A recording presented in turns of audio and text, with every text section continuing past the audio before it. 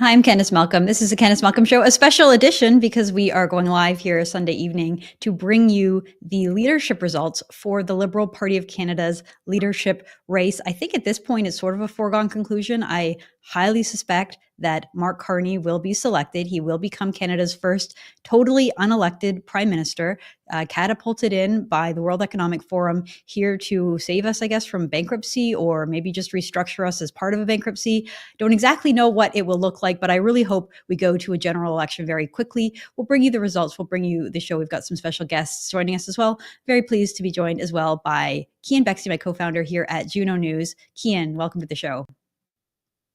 It's great to be here as always. I'm excited to see what happens today. As you said, Mark Carney is the anointed one. We'll see exactly how much he wins it by is my guess. I'm thinking around 75% on the first ballot. I think that the Liberal insiders like Katie Telford are thinking to themselves, Justin Trudeau's image is just too damaged, and they feel personally betrayed by Chrystia Freeland. So, of course, they all went over to work with Mark Carney.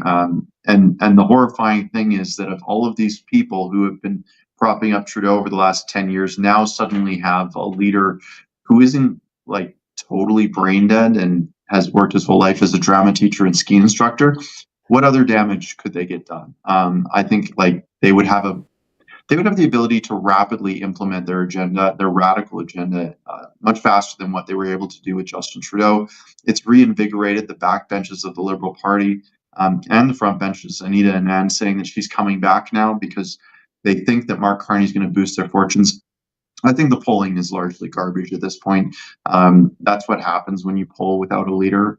You do better, especially when the person who was just evicted from the leadership was Justin Trudeau, the least popular prime minister perhaps in Canadian history. So we'll see what happens today. Like I said, my guess is 75% on the first ballot. What's yours? It's interesting. I mean, I don't know. I think it'll be first ballot for sure. I don't know the exact number, but in some ways it's too bad that Mark Carney came in because I think it would have been so entertaining to see Chrystia Freeland. Presumably she would have been the front runner and she would have been the candidate had it not been for Mark Carney coming in.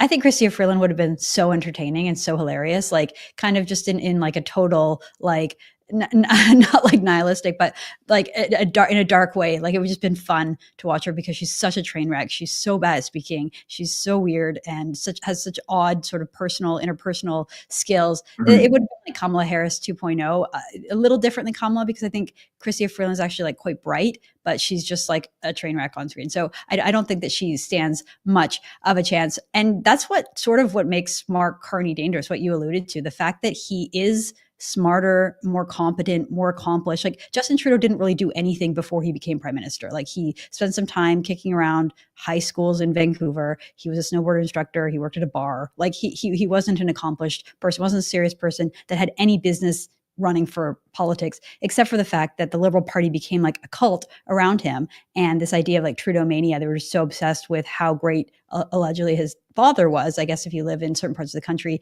you had like a positive memory of Pierre Trudeau. I think from where I'm from and where you're from, Keean, Pierre Trudeau wasn't remembered so fondly out in Western Canada, but I think so many people in Central Canada and Eastern Canada had this like positive, loving memory of Pierre Trudeau as like sort of like the creator of New Canada.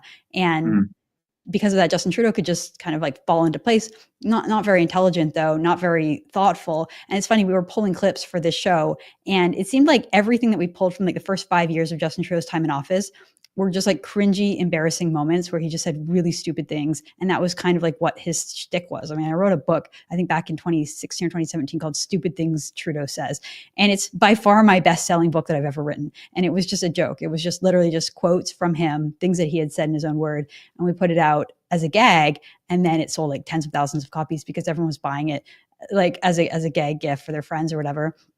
And in a way, like he wasn't very serious. He was being run by the people behind him, presumably like the Katie Telfords and the Gerald Butts that were putting the policies in. And Keean, it has been incredibly radical. Like he has pushed Canada to the far left. So many of his policies have just led to like total chaos and like Canada feeling more and more like Venezuela every day.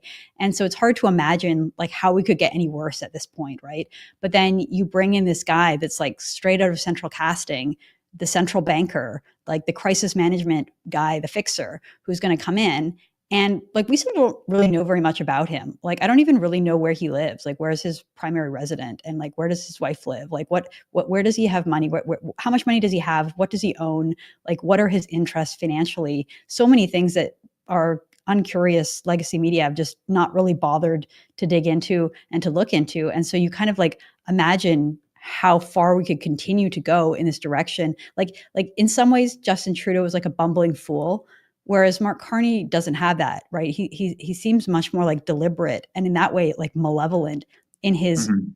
specifically towards net zero and climate policy and sort of like reimagining the global financial system to put forward like social justice ideas ahead of just sort of like trying to build and develop and like replacing the old economy with some new like utopian economy. And like in some ways it's just like so much more dangerous than having a bumbling fool as prime minister. So I don't really have a prediction other than the fact that I think you're right that Mark Carney will win on the first ballot.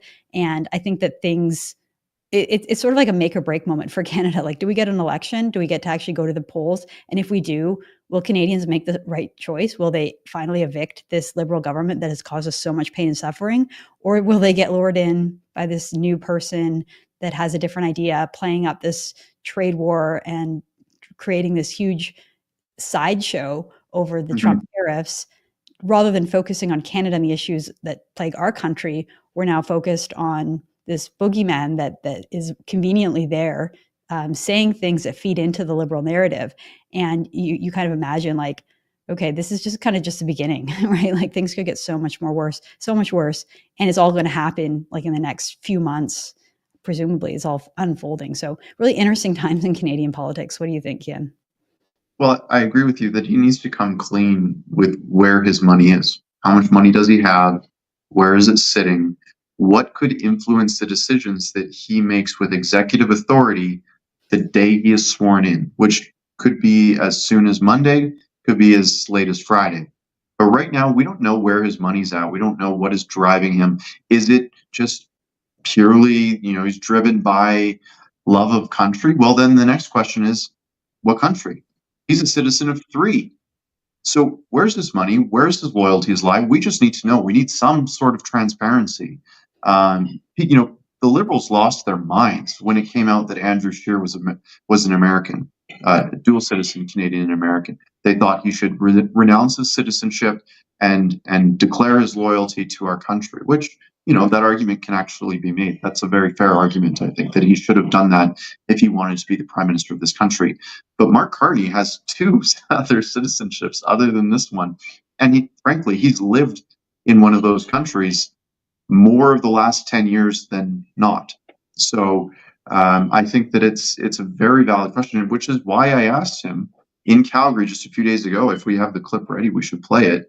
I asked him, where's his money? Why is he lying? And how do we know that he's going to stand up for this country when he lied about moving Brookfield to the United States, when we don't know where his money actually is? Do we have that clip ready? I don't think so, but we will get it. So keep talking. Okay. Yeah, I waited. It was kind of funny. They threw out a bunch of independent journalists. I mean, that's not funny. That's actually terrible. But I knew that they were going to do that. So I ended up showing up about 15 minutes late before I knew that they would have already had the kerfuffle with the others. And I walked all the way around the perimeter of the parking lot until I found they chose this location where the rally would be purposefully because there was fences all around it. It was completely secure, but I managed to slip through the fence and I waited between two Priuses that were parked right next to Mark Carney's massive gas guzzling SUV, which I really wanted to ask him how much carbon tax that's going to pay in the new version of the carbon tax that he's going to be implementing. But I didn't have time because they sped away in the car so quickly. But I waited there, crouched between these two Priuses for 2 hours in order to wait for him to come out. It became dark by that time, but I leapt out and I was able to get my mic in front of him. Of course, he was using the police. He was abusing his police resources that he already has for some reason to protect himself from any tough questions. He made sure that no independent journalists were inside, and he made sure that no independent journalists outside would be able to get him with any questions. It's crazy. The President of the United States actually has more accessibility to me personally as an independent journalist than my own prime minister and incoming prime minister, who is right now currently a private citizen. So it's actually kind of unfortunate how much they're restricting access to someone who really should be as transparent as possible if he hopes to win the trust of Canadians. Now, that's not actually what he's trying to win right now. He's trying to win votes from Liberal members, whether they're Canadian citizens or not, because keep in mind, non-citizens are voting in this election.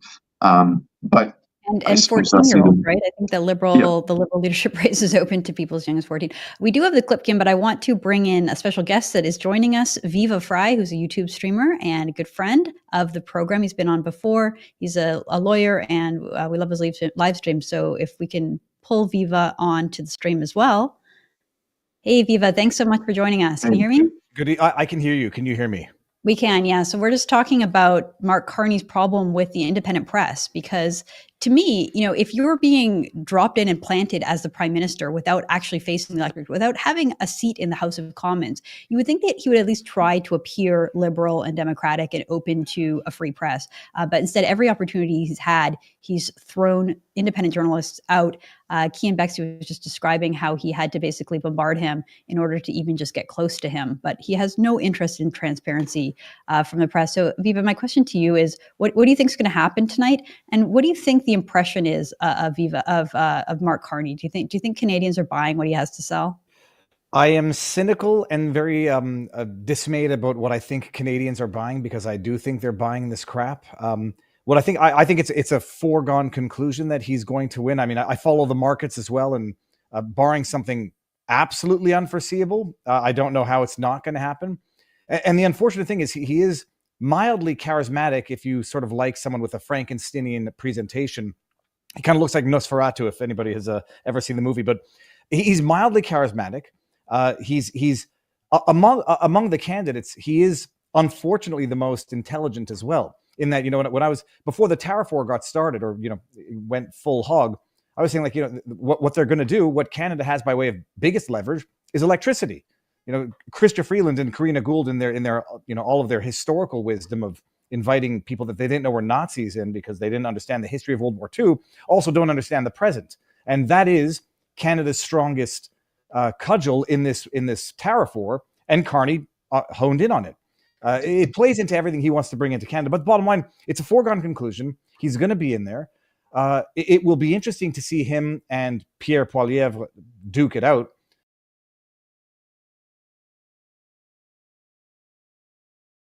Discussion, because they've got nothing to gain from it. Carney's got nothing to gain from transparency, and people don't care when the likes of Keean and Bexte get kicked out of events, because they don't. No offense, Keean, I love you and I consider you a journalist, one of the last.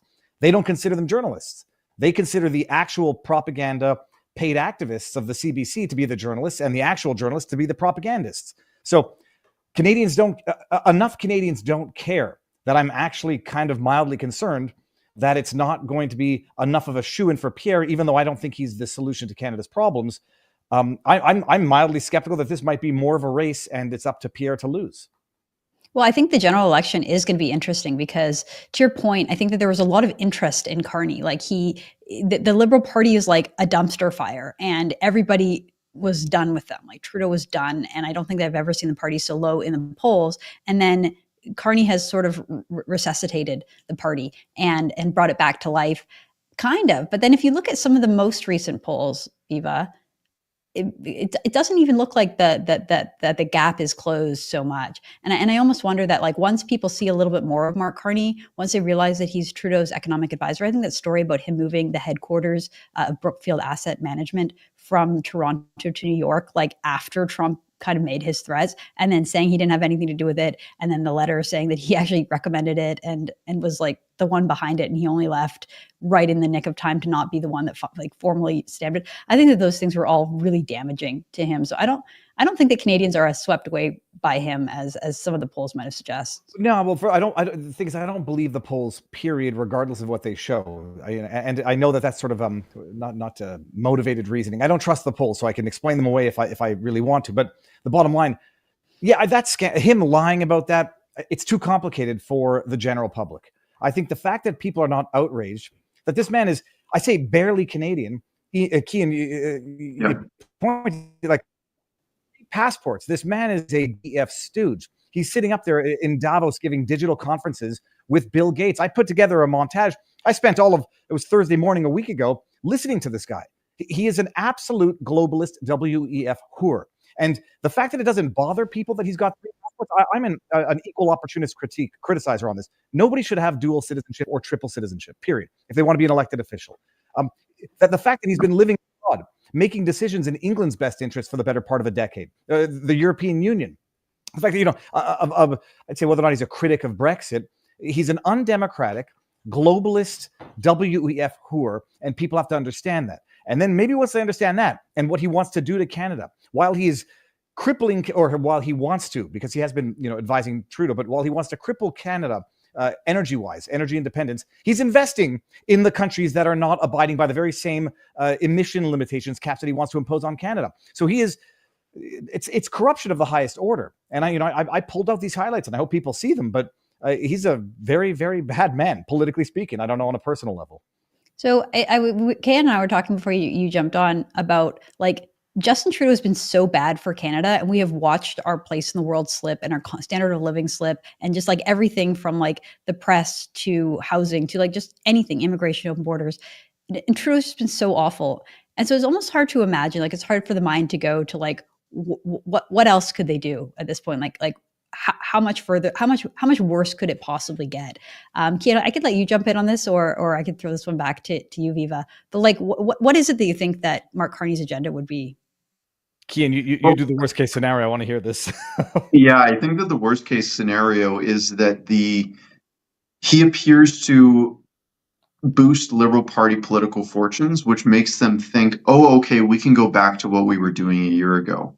And if you remember what that was, it was importing huge amounts of people at the cost of our post-secondary school systems, at the cost of our hospitals, at the cost of our elementary schools, our roads, traffic, housing. The whole country was in dire straits. And then they said, okay, let's throttle down immigration. My concern is with Mark Carney and the teachings he's learned from the World Economic Forum, from the United Kingdom, from Ireland, is that no, actually, if we want to boost GDP, we need to increase the population of workers, even if they're third world slave workers that just came into the country.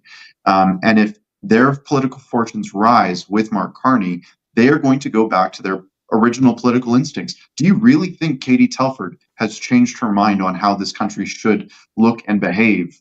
Do you think that she's learned her lesson, or do you think she was looking at the polls? I think it's the latter. And if the polls start going up, they're going to go right back to what they were doing. Housing is going to become an issue, and not that that has even been solved.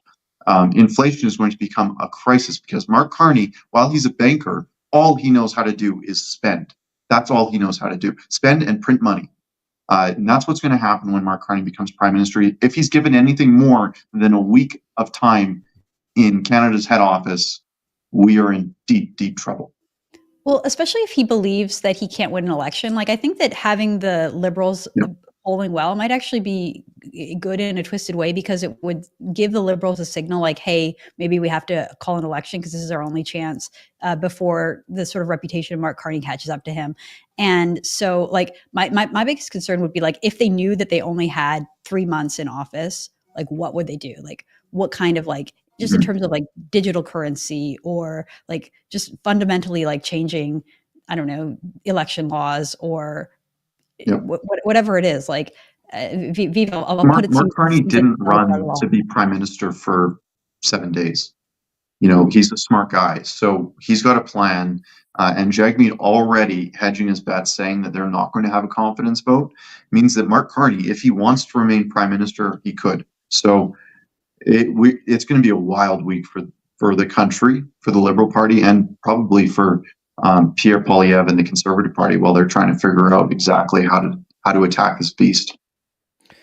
Let me go one step deeper into the black hole of cynicism.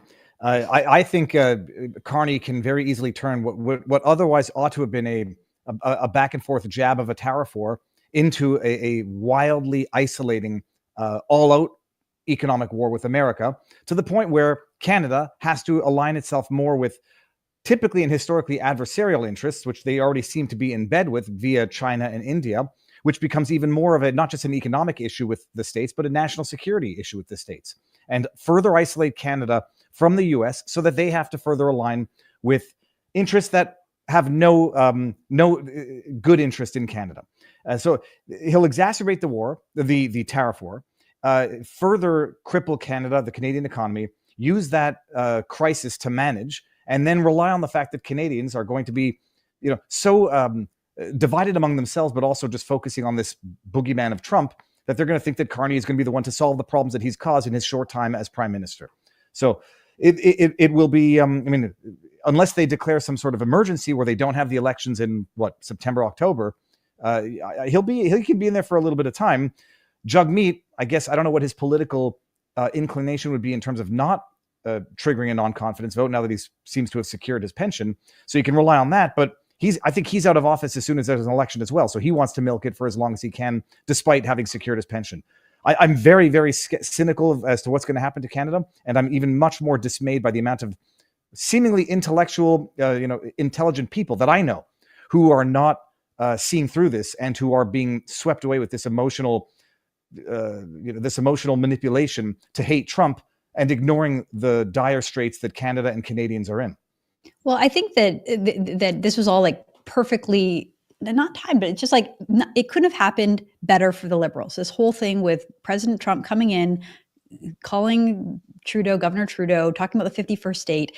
And from my perspective, I think that the Conservatives should have ignored it and not made a big deal about it and just carried on. Like, we're talking about Canada, let's just let Trump do his thing.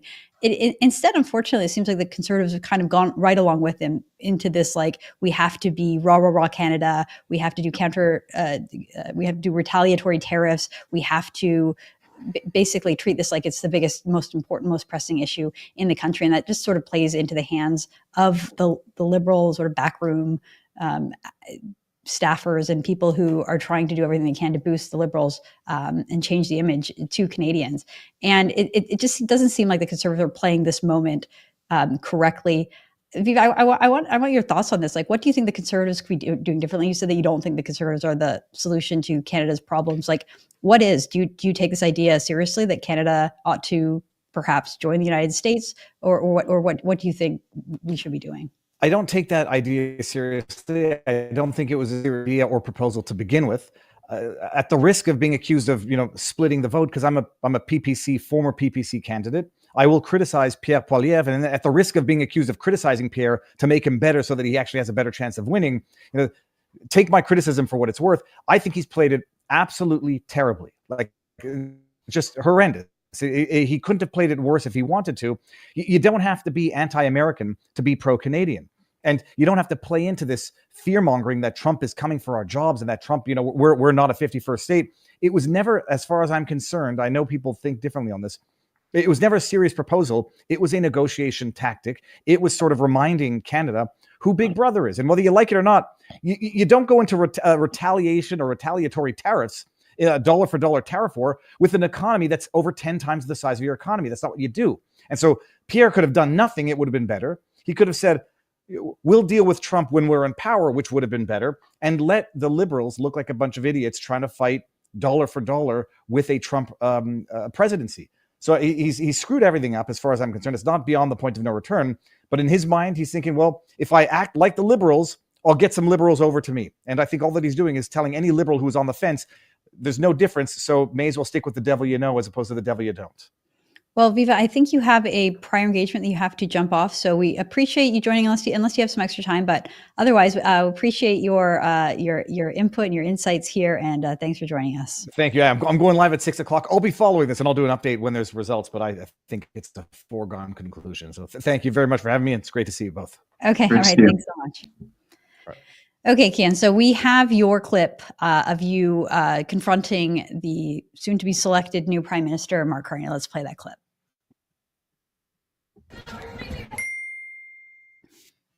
Mr. Carney, why did you lie about moving Brookfield's headquarters to New York? How can Canadians trust you to stand up for this country when you lied about such simple things? Why are you using police resources to help yourself get elected, Mark? Mark, why did you lie? So I think that's your second or third attempt to try to get to Mark Carney, and every time there's layers and layers of people. That might be the closest that you've gotten, and hopefully it won't be the last time, because I think that one thing that we need, and part of the reason why we came together to create Juno News, is because we just need a stronger, united, independent media, because it's going to require a lot of resources and a lot of effort to break through the propaganda machine that the Liberals have created. And to the point that Viva was making, just so many Canadians see things inversely. Like they think that the propagandists on the CBC are the journalists, and that somehow what we're doing is illegitimate. When I like, they're not asking him questions. When you watch the press conferences that they give, the questions that are being given by the legacy media are just not important questions, or not the things that Canadians care about. And I think that there's just so much of a problem with Mark Carney coming out here, becoming prime minister without facing the electorate, and being totally unwilling to talk to journalists that aren't handpicked by CBC. What do you think? Yeah, I think that Mark Carney owes Canadians answers. And the one thing that I'm really looking forward to, and look forward to every election, is the parliamentary press gallery, the independent, or not independent, it's the leadership debate questions that we get to ask. We sued both Andrew Lawton and myself a couple election cycles ago now, to get access to that. Justin Trudeau created this debate commission that was deciding who was allowed in and who wasn't allowed in. And of course, they went with the decision that basically only the CBC and foreign state media, like the Chinese media, basically, were allowed to be there to ask questions. And we sued, we won, and we got the access that Canadians deserved. Because I always say this, it's not about me and my right to be there to ask questions. It's about our audience having a right to have their questions asked and hear answers to that. The CBC is failing on their basic obligations to ask the questions that Canadians want to hear the answers to. So we fill that role, and we had to sue to get access. But following that lawsuit, we were allowed access to the next election debate. And I expect that will happen again this year, because I'm ready to sue again if we need to. And we will ask the questions eventually of Mark Carney. So I have no doubt that we'll get the job done. It's just how long it takes to get it done. I completely agree. And I think we have Brian Lilly on the line. So we're going to bring Brian Lilly, who is a journalist with the Toronto Sun, into the stream and continue. Brian, thanks so much for joining us. How are you doing? Thanks for having me. And don't worry, Mark Carney's not answering my questions either. And I watched the video of a bunch of folks from the legacy media who bothered to drive out to Mississauga on a cold Friday night to try and ask him questions at his last big rally there. And he just walked past him as well. This guy has not been vetted at all. Can you believe that? I don't know. I'm legacy media, I guess. I work for a newspaper and post media, but always viewed as on the outside. I'm the only legacy media person to have done a story on Mark Carney being photographed with Ghislaine Maxwell. And after that came out, he's never answered a question about it. He's only talked about it through a spokesperson who would not be named. Like nobody, can you imagine if that was Pierre Poilievre? Every single day it would be, what did you do with Miss Maxwell? How often did you see Miss Maxwell? We've got a serious problem with the, not just the Liberal Party, but the media establishment in this country deciding to anoint this man, Saint Mark of Carney. Sorry, noise in the kitchen. Well, yeah, it's a great question, and that's exactly what I wanted to do when I approached him at his leadership announcement. That was the main question at the time, and I wondered the second time I approached him, well, should I be asking him about Ghislaine Maxwell? Well, the mainstream media, exactly as you said, would be asking Pierre and would probably never let it go until they got an answer. But more stuff keeps stacking up, right? The pile keeps getting higher of questions that we need answers from Mark on, because he just doesn't answer any of them. But I think that this relationship that he's had with Ghislaine Maxwell through his wife's sister is extremely pertinent. It speaks to his character. It speaks to his judgment. I'm willing to believe the answer they gave me, But if it was anybody else, there would be more pressing, and he would be on the record, and then you could judge him on how he answered. You know, because you see him on some questions about things, he gets really chippy really fast, right? Or he's so into bragging about himself that he makes claims that aren't true. So we'd be able to tell, is this the truth? But they didn't bother asking. So I we think have Trudeau is hopping on right now. back at the Liberal convention, we had Justin Trudeau's daughter, Ella Grace Trudeau, giving an introduction. Now we have Justin Trudeau walking onto the stage, wiping back the tears. The waterworks are coming again, folks. So we are going to pop over there for the speech, and then we'll be back. So I guess our apologies in advance that you have to listen to Justin Trudeau now. But we will we'll be back, and we will provide our reaction and our commentary. So if we could just switch over to that live. C'est vous qui m'avez inspiré, vous qui m'avez donné du courage, qui m'avez rappelé de me concentrer sur ce qui était important, pas juste sur ce qui était urgent. Servir en tant que Premier ministre, ça a été l'honneur de ma vie, mais j'ai tellement hâte de me redévouer à 100% à mon rôle le plus important, celui de papa. Je suis fier de vous trois et surtout, je vous aime.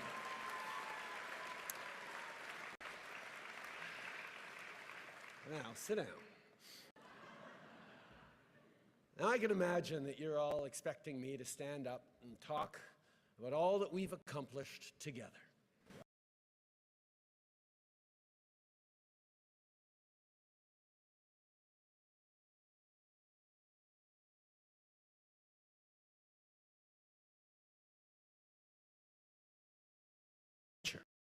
Party, as a country. Now, I know that we as Liberals, as a government, often get criticized by our friends for not taking a victory lap after we get something big done. We do something really big, and then we move on right away to the next challenge. Because as progressives, as Liberals, we know there is always more to do. So it is important to take the time to reflect on and share the big successes. But not tonight. Not tonight, because when Liberals gather, we're always focused on just one thing: the work that still needs to be done to build a country that stays worthy of all Canadians.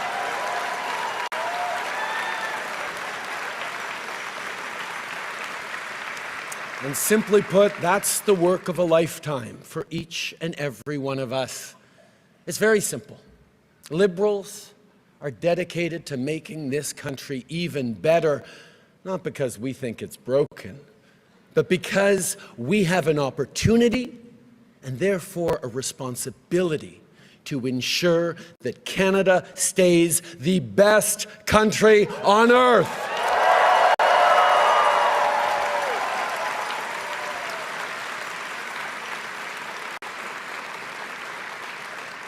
Now, these past 10 years, have been challenging. Crisis after crisis has been thrown at Canadians.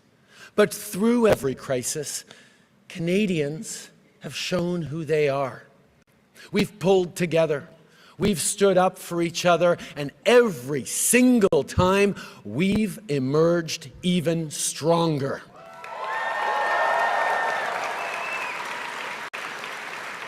And now, as Canadians face from our neighbor an existential challenge, an economic crisis, Canadians are showing exactly what we are made of.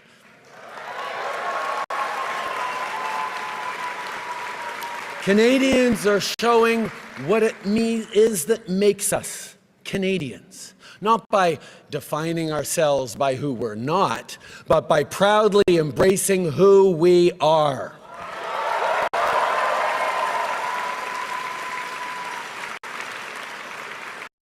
We're a country that knows that standing up for everyone's fundamental rights is the only way to protect our freedom.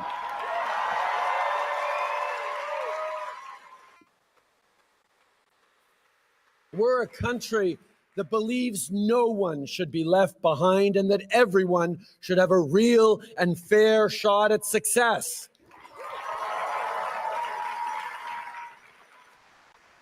We're a country that refuses to accept the false choice between a strong economy and a healthy environment.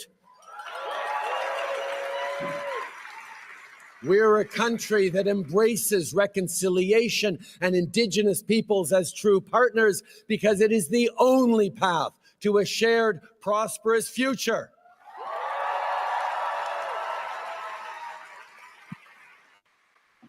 On est un pays qui fait rayonner sa culture et protège son patrimoine. On est un pays qui fait vivre la langue française et la fait entendre de par le monde.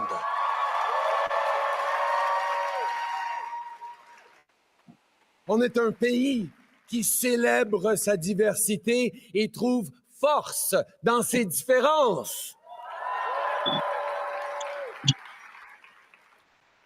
We're a country that celebrates the right of each and every person to be who they want to be, to pray as they pray, and love whom they love.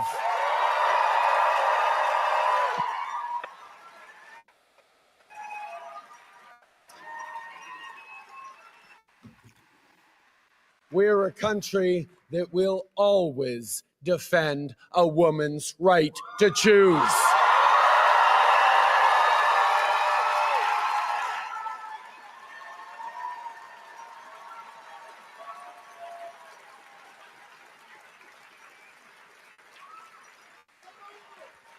And we're a country that will be diplomatic when we can, but fight when we must, elbows up.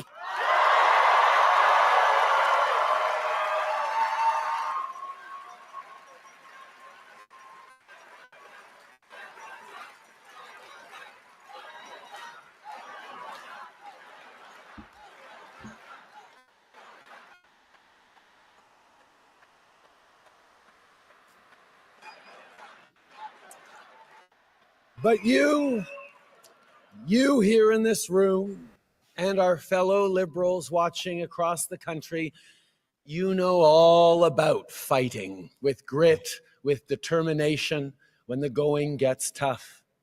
You remember where we were 15 years ago with just 35 seats in the House. You remember our ups and downs and all those times that people counted us out, all the times they said our party was on its last breath. Like all Canadians, it's when you try to count us out that we Liberals show our true mettle.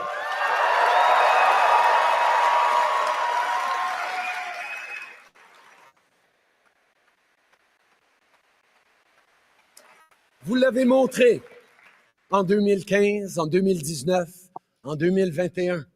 Vous êtes mobilisés, vous avez cogné des portes. Vous l'avez fait sous la pluie, en pleine canicule, dans le froid. Vous l'avez fait en pleine pandémie avec un masque sur le visage. Vous vous êtes battus pour votre pays et vous l'avez changé pour le mieux.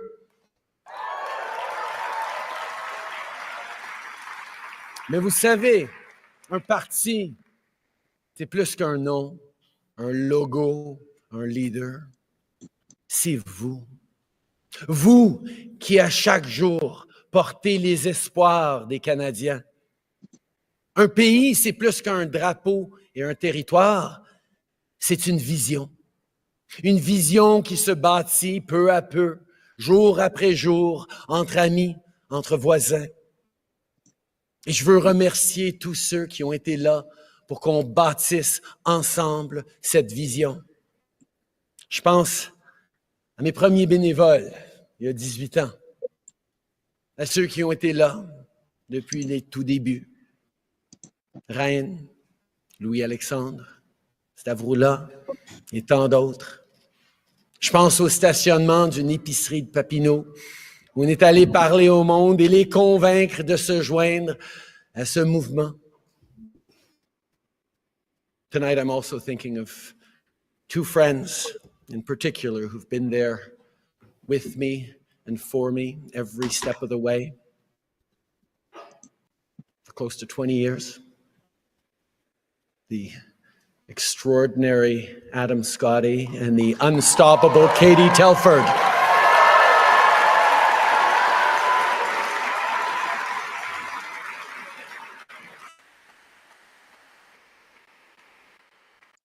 Now, as I look at all of you in this room, no speech could be enough to thank you all as much as I'd like to, as much as you should be. I can't even offer you a well-deserved break because, once again, we need you. Your country needs you maybe more than ever. And I have no doubt that you will answer the call because you've done it before. Liberals will meet this moment.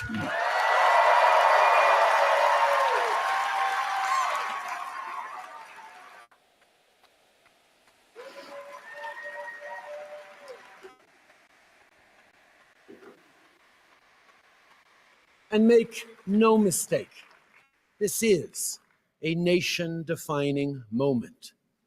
Democracy is not a given. Freedom is not a given. Even Canada is not a given. None of those happen by accident. None of them will continue without effort. It takes courage. It takes sacrifice. It takes hope and hard work.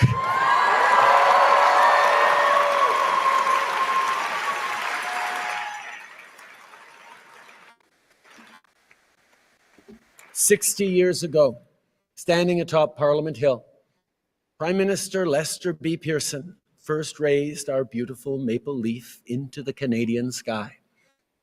It was much debated at the time, but Pearson knew well what we all know now, that our flag would serve as a unifying symbol that would define the next chapters in our national story. 60 years later, there are still so many more chapters to write. And I can tell you, the world is looking to see what Canadians will do.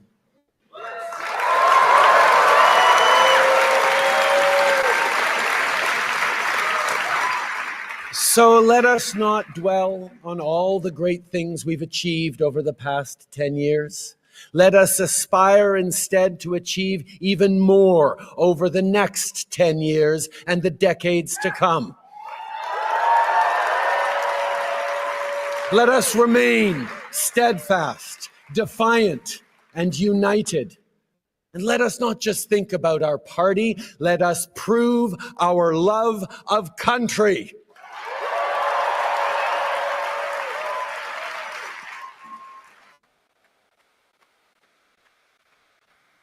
As your leader, as your Prime Minister, I have done my level best each and every single day to help build a country that stays worthy of all Canadians.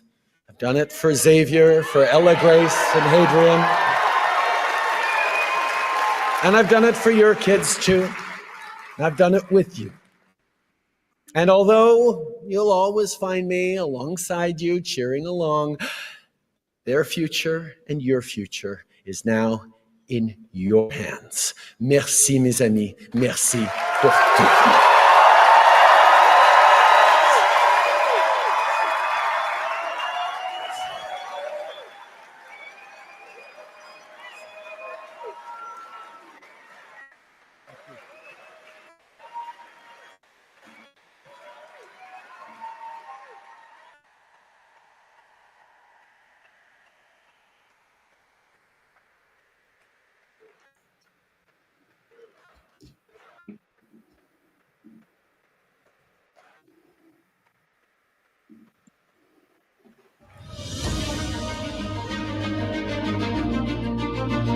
Okay, so No, Keean, overall, I that think wasn't like absolutely terrible in terms of like a Veuillez political accueillir speech. le 20e Premier ministre. It could have been more cringe, I suppose.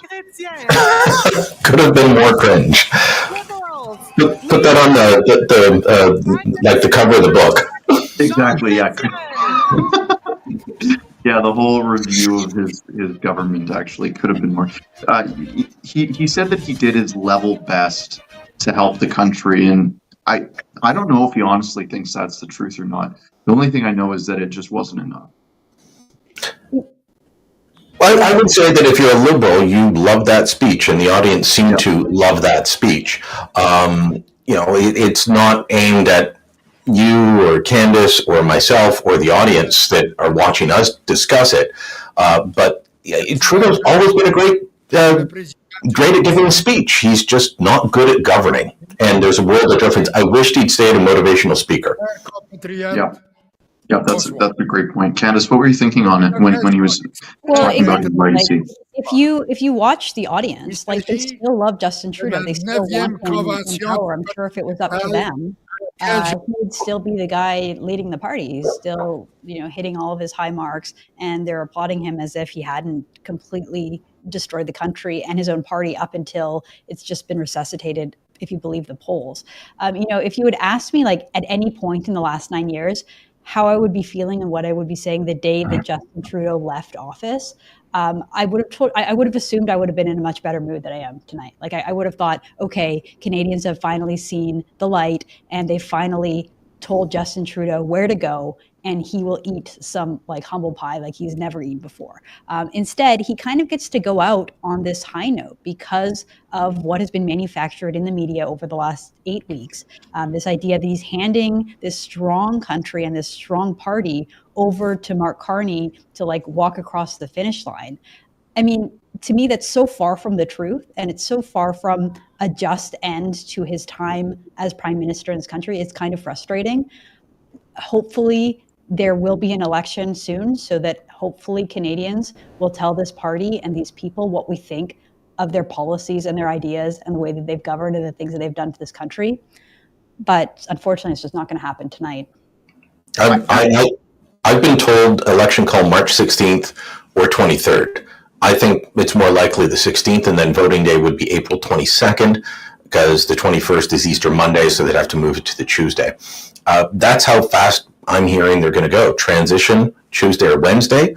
So swearing in of Carney as PM, and swearing in of his shrunken cabinet with Dominic LeBlanc remaining as finance minister, and then sprint to an election call, because they want people to only have a Wikipedia knowledge of Mark Carney. They want them only to know he was a central banker. He saved 2 economies.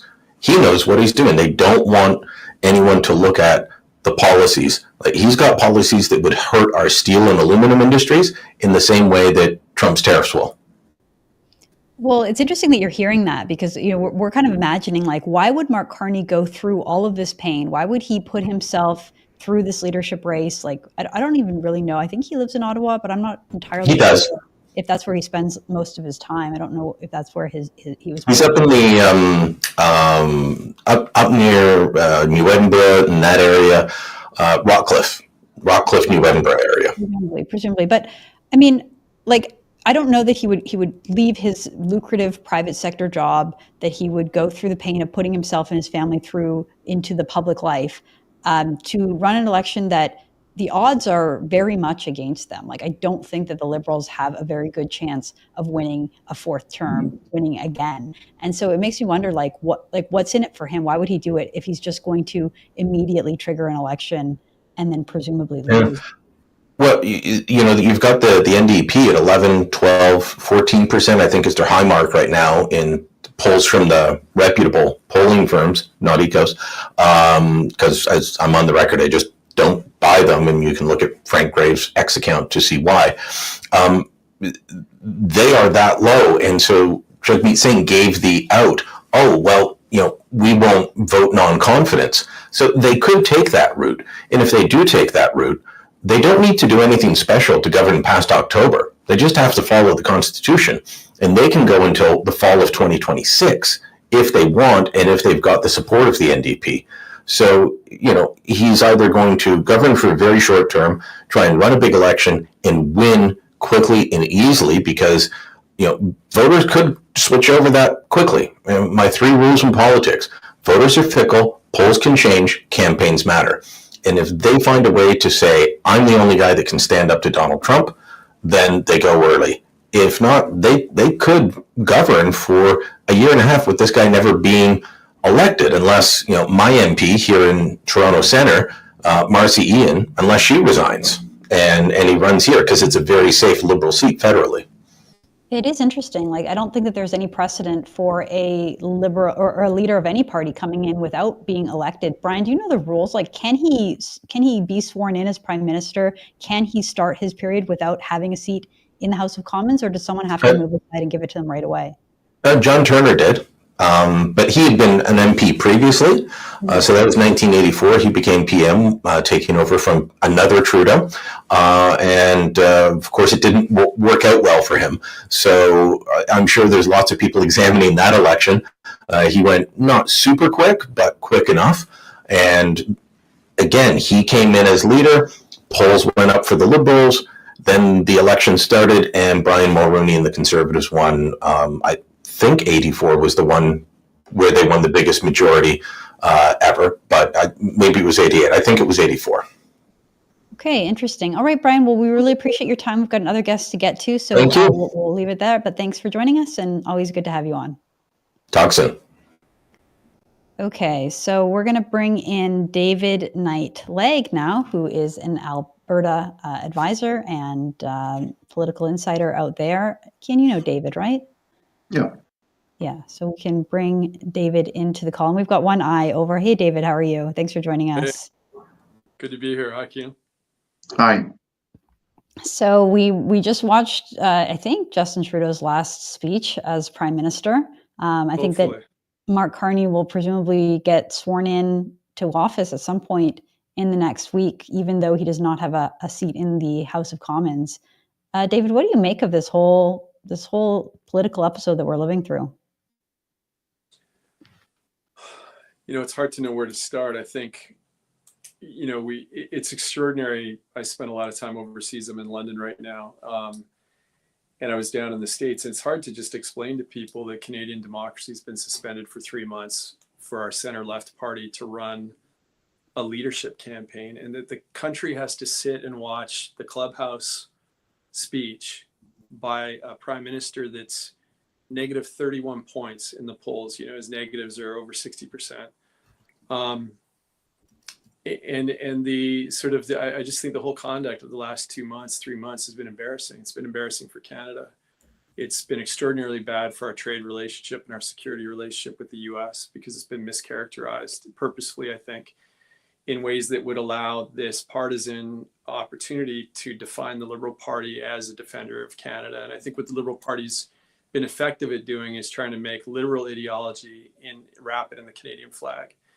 And I think that the normal interrogation that you would get in an open, competitive field of candidates, which you had for a little while with Ruby Dalla, I mean, I thought she was impressive in the sense that she didn't toe the line. And I actually found her open questioning of WEF and Carney and Trudeau and other things to be sort of a little bit of a break, a little bit of a gap, a little bit of light was coming into the whole conversation, because she was opening up the idea that within our 2 major parties, we would have a democratic spectrum of views that could be debated in a healthy way in those parties. And I think the Liberal Party did Canada a disservice, certainly did her and her supporters a disservice. Do you think that Ruby was actually resonating with Liberal voters, or was it all from the outside looking in, her support? Keean, I don't actually know. I'm too far away from the Liberal Party and the dynamics there to comment on that. But what I did think was disappointing was that I didn't find, at a couple points, I've just found that this seemed so much like a coronation. Mm-hmm. The moments where you would have thought that the press would get interested in the complete reversals by Mark Carney on a variety of things. The work he did for GFANZ is extraordinarily bad news for Canada. The work he did at the UN, the work he did in forming the climate dogma and the alarmism of the current Liberal Party, which he's written the book on these things, and he tried to impose that stuff in the UK.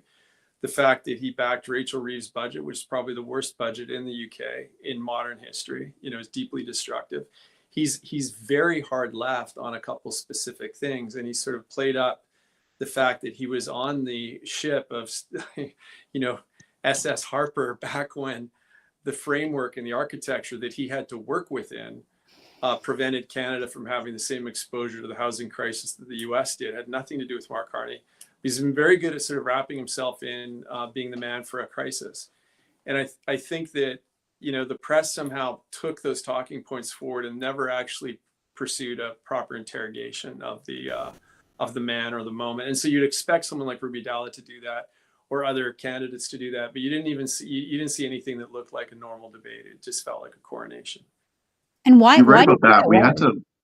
Why was there no interest by the press, by the people in the Liberal Party, by Canadians to just demand more, to demand more transparency, more answers? Like, we want to actually get to know the person. Like, why would it have to be a coronation? Just given how the country has been run, like basically since COVID, this idea that like the government funds the media, there's no questions asked. We just do as we're told. And anyone who pushed back is a radical. I mean, it just to me, like, all it spells is like authoritarian power. And it's like they keep doubling down on it, tripling down on it. And there's no one there to say like, hey, you guys are actually not acting like liberals, or this isn't really acting like how you would act in a democracy. And it just doesn't seem like anyone's doing that. Like, not the CBC, not the Liberal Party, not the insiders, not the members. And I'm worried that not even the Canadian public is going to like jump in and ask that, make that demand. It forces us to ask people who know Mark Carney what they think of him and his history, instead of asking him directly, because he's kept such a tight cone around him that we've not been able to ask him to his face, hey, why are you friends with Ghislaine Maxwell? Why have you done this? Why have you done that? Why did you lie about this? So I think probably the most relevant interview I've seen is actually the one that I did with former Prime Minister Liz Truss, who worked closely with Mark Carney and you mentioned Rachel Reeves and his endorsement of her budget. She actually mentioned that, and I think that we should play that clip if we can right now. This is some really interesting context about Mark Carney from a prime minister who had to work with him. Wanted to get your thoughts on Mark Carney and your relationship with him while you were Prime Minister of the United Kingdom, and any advice you have to Canadians who think he might make a good Prime Minister. Well, Mark Carney was Governor of the Bank of England, and under his tenure, too much money was printed, which did damage to the British economy and put our economy off track. He, at the last election, endorsed Rachel Reeves' economic policy. She's now become Chancellor. It's been a disaster for Britain. The country is heading for bankruptcy. So I would strongly recommend not backing Mark Carney or his policies on net zero, which have been disastrous for Britain and would be disastrous for Canada. That's, perfectly summed up what I was mentioning earlier about his history. All he knows how to do is print money and then spend that money that he prints. And the disaster that spells for an economy is exactly what we've seen play out with Justin Trudeau. There really is not much of a difference. They even look like similar people, right? When it comes to their policy, what are we going to see differently other than the fact that Mark Carney knows what he's doing and can execute on strategy much better and more effectively than Justin Trudeau ever could? What do you think? Is there any tangible difference, David, between Justin Trudeau and Mark Carney?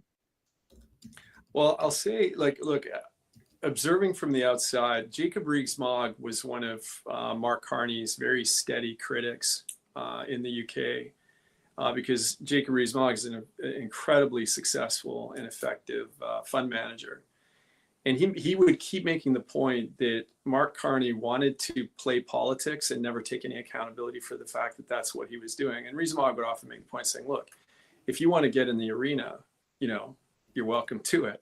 But don't pretend that you're not. Don't play politics, then suddenly hide behind the fact that you're a bureaucrat, right? And I think on climate policy and on fiscal management, Mark Carney has been very far to the left, but pretended to be centrist. And he did that in Canada. In Canada, it didn't matter because the framework of the Canadian structure and the way who he reported into prevented him from being the activist that he became later on. And I think that to answer your question about the similarity between Mark Carney and Justin Trudeau, I think they're different in certain ways, but probably the most profound difference is what I think we're going to see in the next month or 2 months, depending on when the election gets called.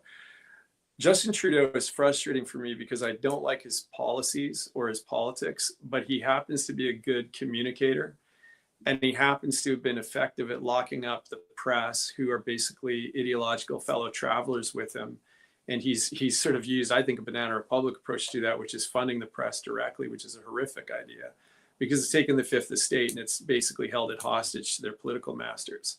And that's happened within his sort of 9-year reign. And I think it's something that Pierre Poilievre, when he wins, and I think he will win handily, actually, when he wins, he's got to dismantle the entire thing and get us back to a free speech, open discussion culture, because it's the only way to actually have the kind of open-minded thinking that is necessary to progress as a culture and as a society and as an economy.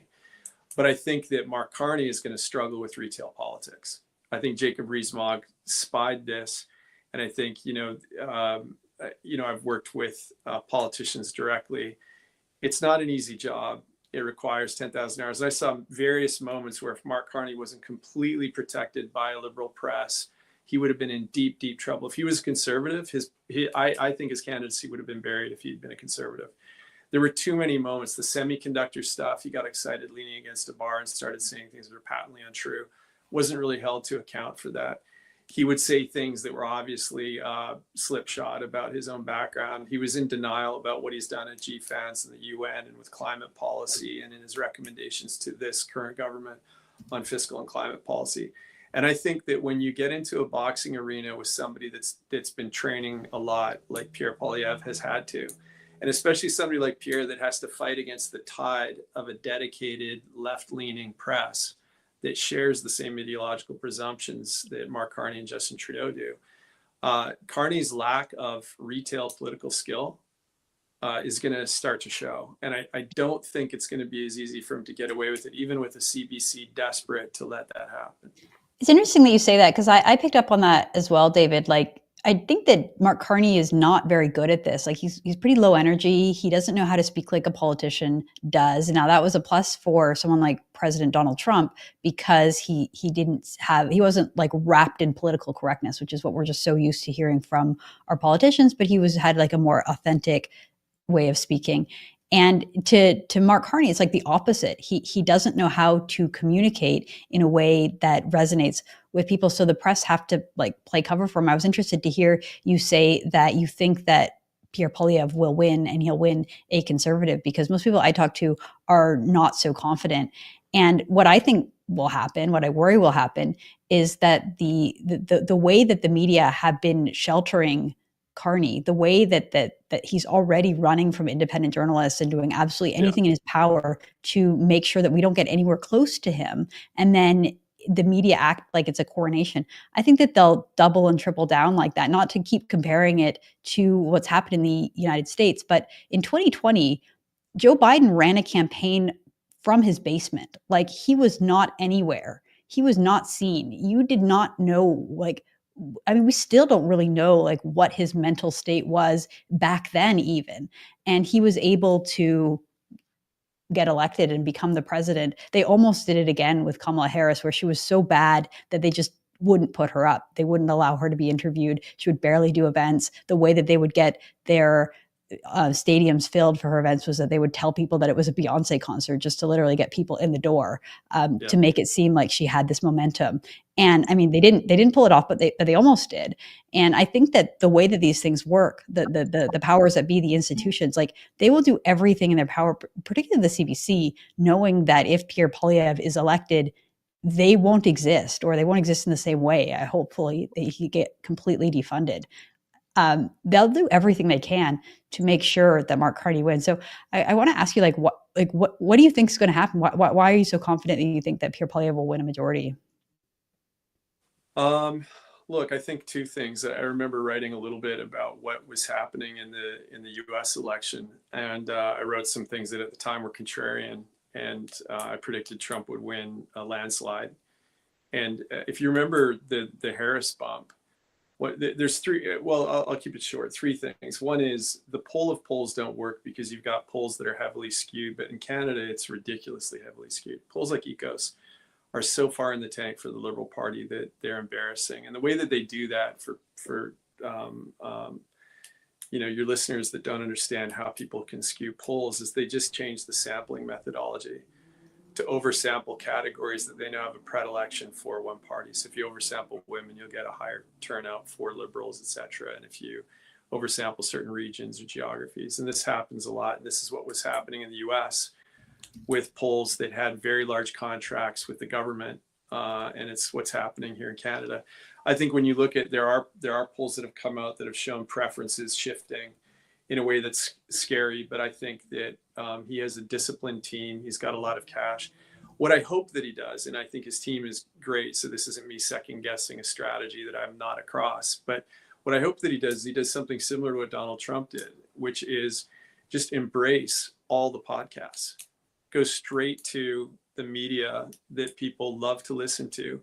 Embrace the long form podcast. Mark Carney can't handle a long form podcast. Kamala Harris couldn't handle a long form podcast.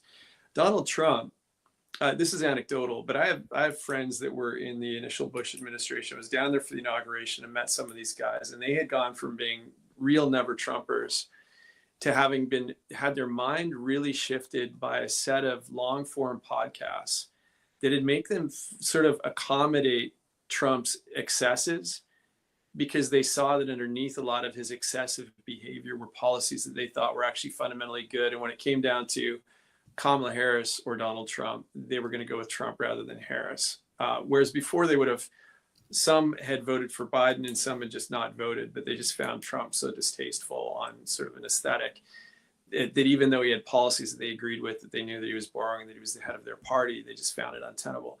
The podcast changed not only the people in the middle or the moderates, and there's data showing just how much it shifted the moderates, but it also really added to the conviction of the base. And I think that's one of the most important features for Pierre. If you look at what happened in the UK election recently, Keir Starmer got fewer votes than the previous Labour Party leader, but he won a landslide. And the reason that happened was that the Tories stayed home. The base had become so disenchanted with a feckless Tory party that had moved so far to the center that they were indistinguishable from Labour, and hadn't addressed the rape gangs in an open way, hadn't addressed some of the trans issues openly, hadn't been open about the immigration problem, hadn't been straightforward about it. And these were things that they could have won the election on the content of what they thought and believed as conservatives, but they'd become such sort of Notting Hill squishes that they had lost the heart and soul of the party and the people that actually would vote for the party.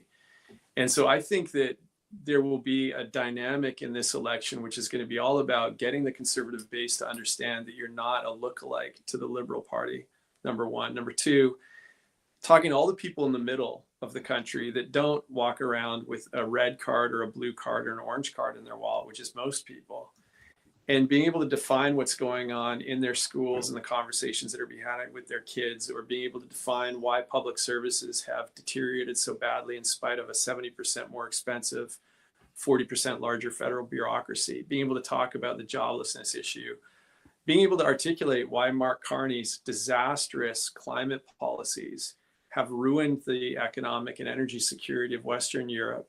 And the same policies adopted in Canada have ruined our economic security, brought us the lowest productivity, killed our ability to ship, natural gas to places where it could replace coal and reduce our total carbon footprint as a nation. I mean, I think Mark Carney's biggest files are finance and climate, and I think those are going to be his biggest problem files to debate Pierre Poilievre on. And those two files are things people are tired of. So his attempt to U-turn on the carbon tax early on was just unbelievable to me. And then to try and reframe it as maybe it's an industrial tax, because so few people vote from the position of industry, like I'll save your household, we'll blame it on the fat cats in industry. And it's untenable. Anyone with basic economics 101 knows that just means the households will pay more for basic goods that are in our manufacturing sector.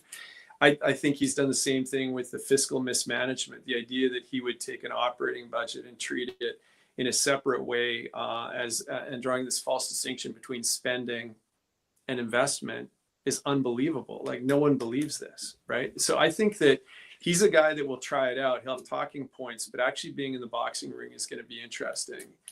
The one other thing that I hope that Pierre does, besides just being on the podcast, is something that Donald Trump did, which is Donald Trump found key individuals that represented very important constituencies that were in the middle, and defined their political perspectives from the perspective of making America healthy again, like RFK Jr., Nicole Shanahan, Elon Musk. Who do you think that equivalent is in Canada to a to an RFK, to an Elon Musk?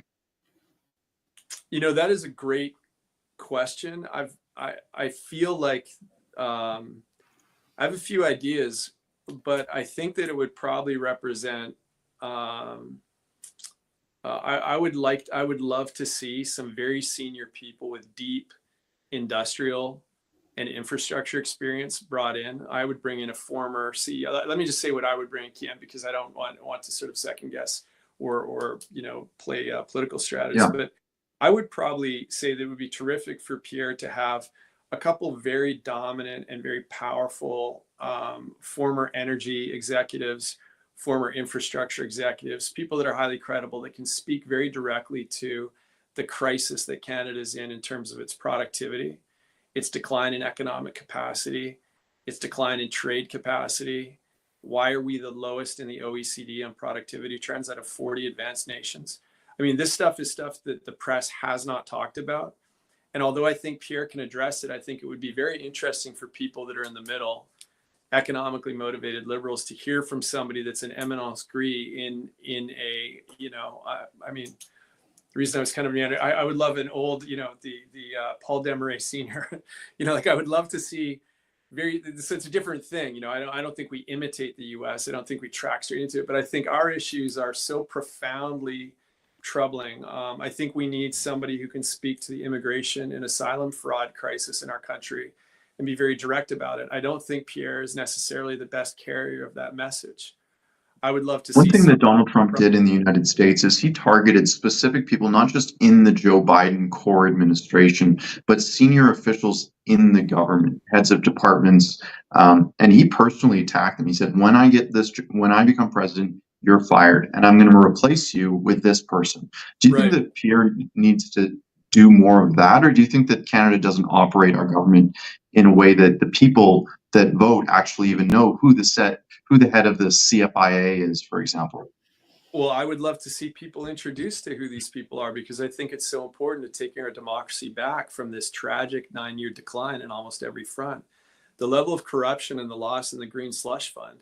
I would love to see somebody who's a forensic accountant and a lawyer who's well considered, who's like a managing director of a Tories or something, be brought in and have Pierre say, I am going to clean up this government. We're going to run a red tape reduction and review. We're going to spare nothing will evade the long arm of the law when it comes to finding out what was corrupt and what wasn't. And we will enforce this, and we're going to bring in this guy to do it. I think people like the idea of kind of an Avengers strategy more than the Superman thing, because it sort of enhances the idea that the leader themselves isn't running on an ego, that they're going to be able to manage every possible problem that they encounter. B, it shows an intellectual vitality and flexibility to say there are people that are really smart on these things, great Canadians that want to give back to their country, and we're going to bring them in to do exactly that.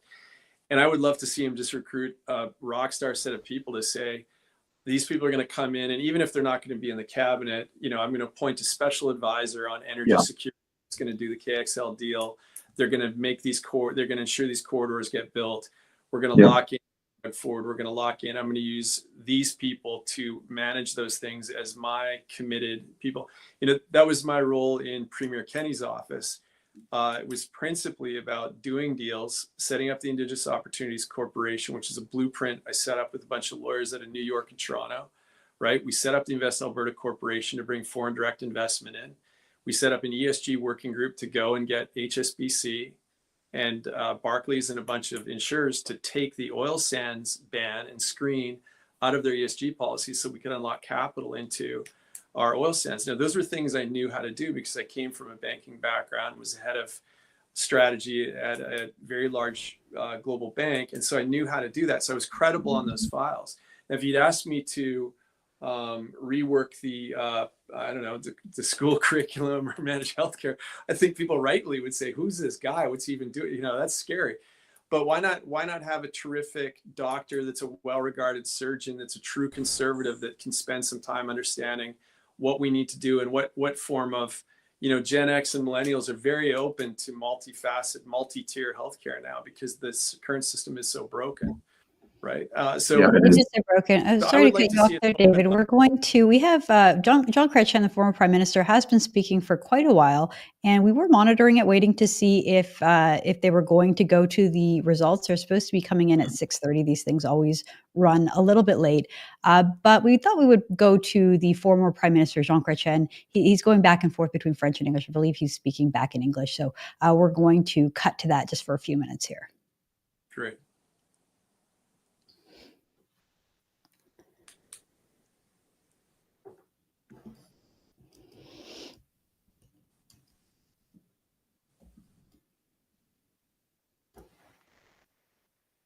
J'étais Premier ministre et que j'allais partout dans le monde, aux Nations Unies, au G7, à l'OTAN, au Commonwealth, à la francophonie et à toutes les autres rencontres internationales sur les 5 continents.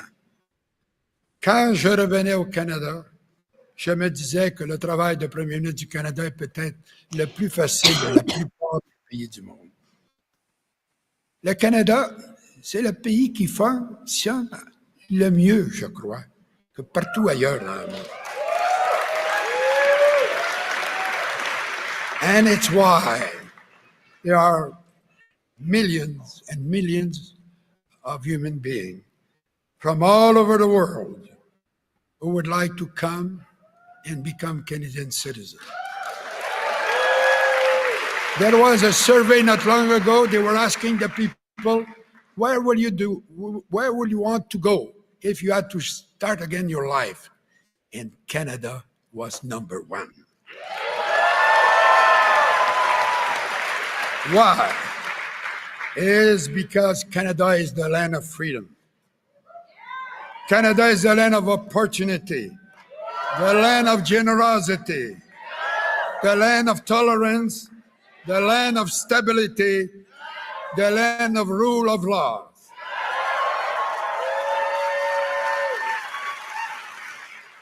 It is our land that is the envy of the world. Canada will continue to rise through north strong and free.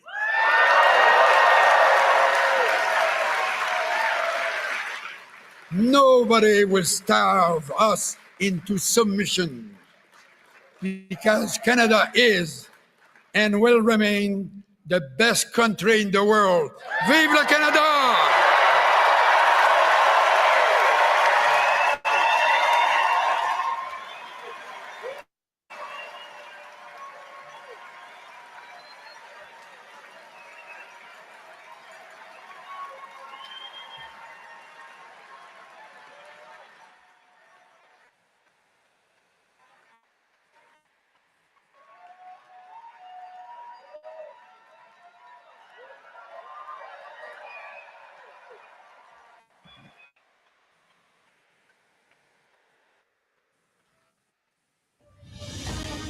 Amis libéraux, veuillez accueillir. Seems like they have. It seems like they enjoyed that speech, and actually, it seemed like it was a better response than Justin Trudeau's was. Well, it's interesting how much the Liberal Party has changed over the last 20 years, or specifically with Justin Trudeau. I mean, he took the party to the hard left. He's decimated the NDP, because there's no need for an NDP anymore when you have a hard left Liberal Party. So it's kind of odd to see him back, and obviously he's trying to paint a sunny, rosy picture. But we all know what Justin Trudeau has done to this country. What do you think, David? No, you just made the point I was going to make. It's extraordinary when you think back and you find yourself thinking very fondly of Jean Chrétien and Paul Martin, because the current Liberal Party, you know, I think one of the reasons that Conservatives will prevail in the next election is because the Liberal Party has actually lost a coherent idea of what it is as a party. It is not a party of ideas right now. It's a collection of sort of leftist leaning instincts and aphorisms from World Economic Forum conferences from 5-6 years ago, you know? And so I think that what's happened is it's not a party with a ton of soul at the moment, you know? And I think that Pierre and the Conservative Party have started to create partly in opposition. And so I think this is one of the things that will change over the course of an election, but it's largely an oppositional set of prospects, axe the tack, you know. But I think that one of the hardest things to watch as a Canadian has been the last few weeks of the struggle of our government to define why Canada is important in the world and what's worth fighting for. And it's kind of come down to this weird pastiche of Terry Fox run and hockey games, a couple hockey games, and a flag, and the fact that we were peacekeepers somewhere. And it's like this sad kind of beer commercial vision of a country. And you know, when I was in university, one of the things that was quite important was this idea that Canada was born out of a set of Scottish Enlightenment ideals that were very different from the French Enlightenment ideals. And they played themselves out in very powerful ways in the kind of country that we'd created. And there were things that were weak about that, but things that were extraordinarily strong about that. If we understood those, we could understand who we were meant to do and be in the world. And we're not pacifists. We're people that believe that war is probably not the answer all the time. And it's interesting to see that actually in the right in the States has actually come closer towards what had been sort of fixed traditions in the Canadian conservative tradition that had a bit of a communitarian streak to them, right? So Canadians were willing to fight in wars, especially against communists and fascist socialists like the Third Reich. But there was this idea that we didn't need to actually have a battle to the end to bring Quebec into an English-speaking nation. In fact, that was inadvisable. And so we're a nation of compromise. But the compromise, when it was rooted in a set of common sense ideals from sort of the Scottish Enlightenment, made enormous sense and actually helped us grow as a nation. We avoided the carnage of a revolutionary war. We avoided the carnage of a civil war. And we were founded on a different set of ideals that ended up, I think, being Sorry to interrupt you there, David. I am really interested in what you're saying, but they are, I think, about to announce the results here. The president of the Liberal Party is up there. So we're going to go to the stream for a few minutes and then we can finish that thought once they've announced these results here. So let's hand it on over to the Liberal convention. 51st state.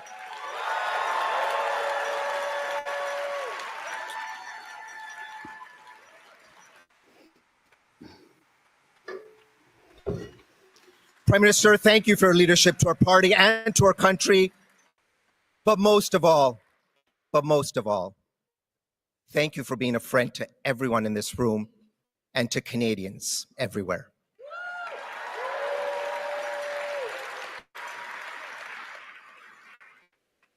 J'aimerais aussi remercier M. Chrétien d'être ici ce soir.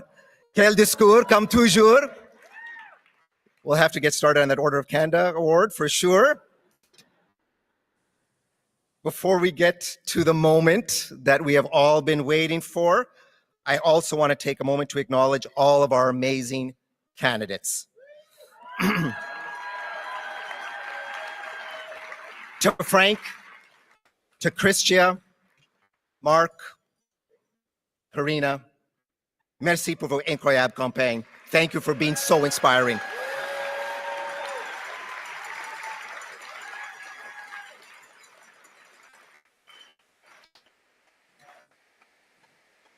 Merci pour l'inspiration que vous avez donnée à notre parti et aux Canadiens. And thank you to all your staff and volunteers who put their hands up to get involved in this most important race. Everyone should be proud of their hard work.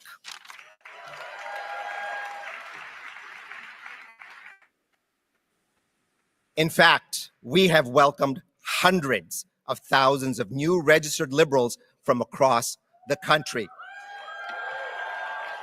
Many of them are with us tonight.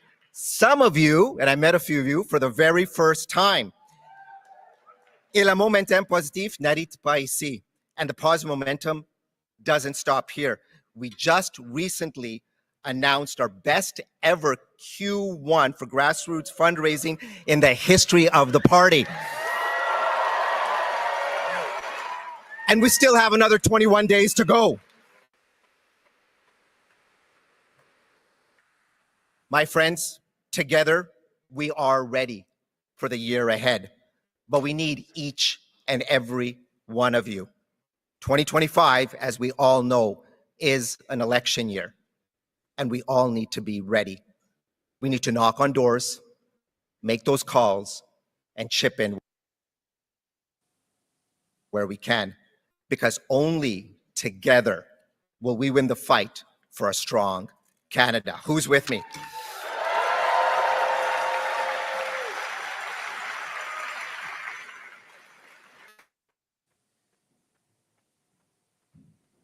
Now, who's ready?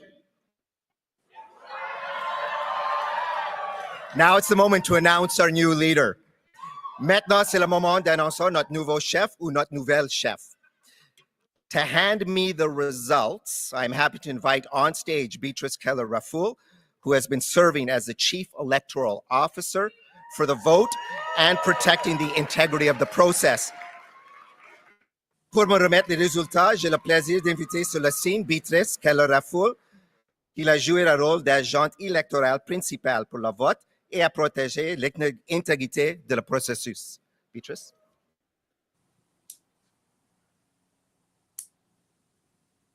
Thank you. A reminder that the winner must receive more than 50% of the points allocated in a ballot to win. The following are the results of the first ballot with 151,899 votes cast.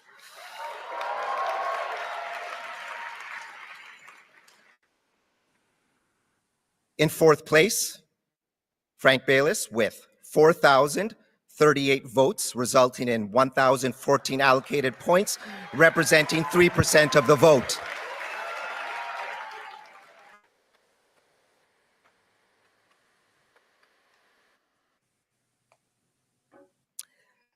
In third place, Karina Gould with 4,785 votes, resulting in 1,100 allocated points, representing 3.2% of the vote.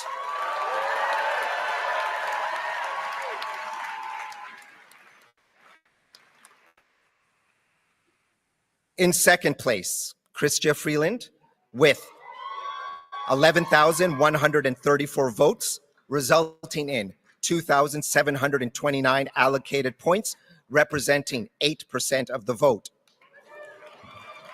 In first place, the next Prime Minister of Canada, Mark Carney, with 131,674 votes, resulting in 29,457 allocated points, representing 85.9% of the votes.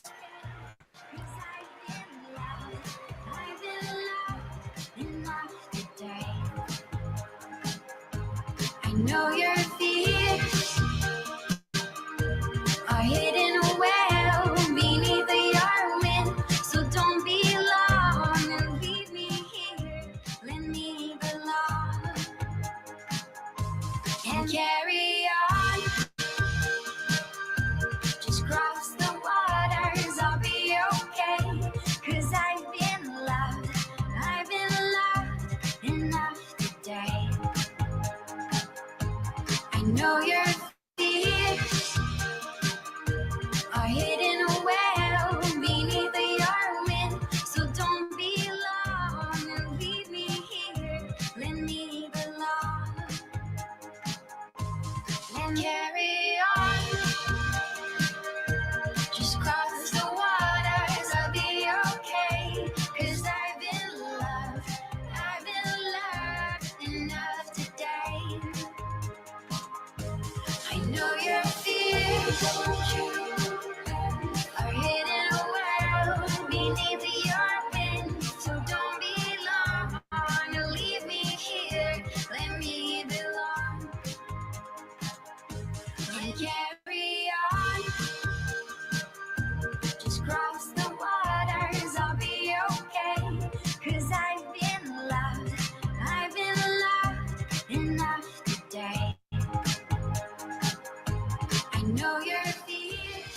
Liberals, please welcome Cleo Carney. Amis libéraux, veuillez accueillir Cleo Carney.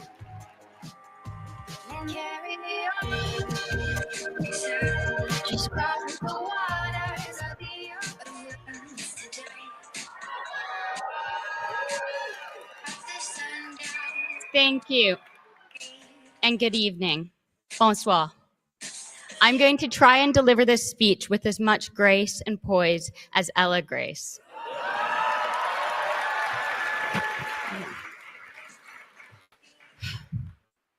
I too am introducing my father tonight because I want Canadians to understand what kind of a man he is. And who is better qualified to speak on his character than his daughter? My father is, to his core, a man of commitment. I don't just mean that in a general sense. He is unflinchingly dedicated to what matters, focused and principled, funny and kind. Canadians care about actions, and my father is a man of action.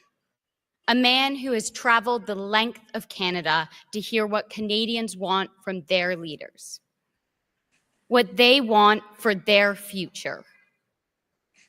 He's up early to read his papers and stays up late preparing for the next day.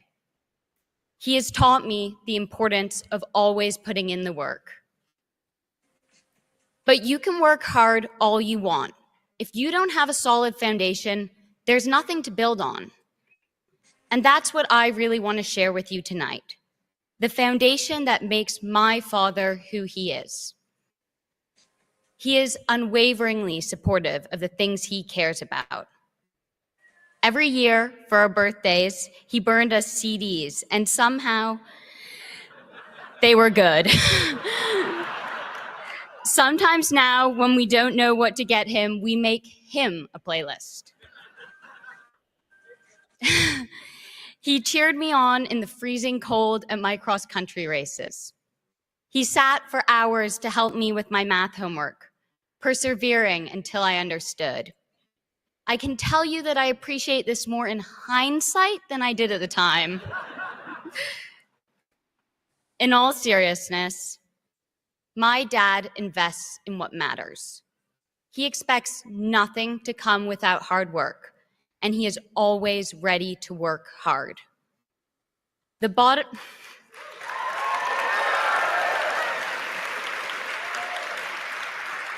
line is, however hard things may seem, he shows up and never lets you down.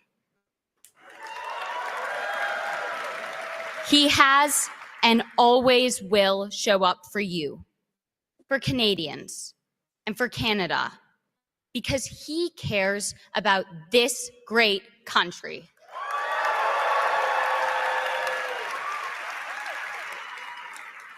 Now, my father, your new Liberal leader, and the 24th Prime Minister of Canada, Mark Carney.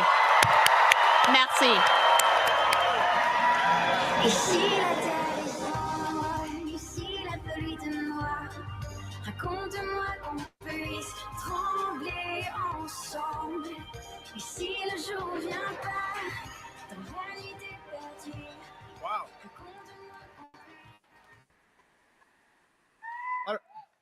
Prime Minister, I think it's clear we should just skip a generation.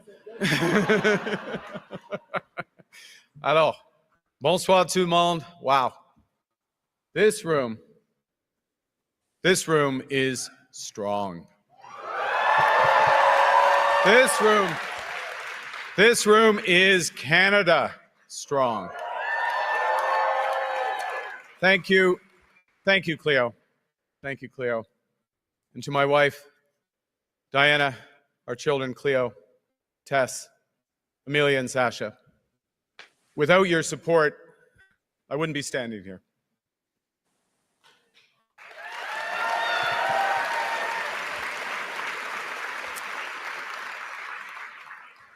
And like the Prime Minister, Without your examples, I wouldn't have a purpose. And without your love, I wouldn't have the strength that I need for what lies ahead. Thank you.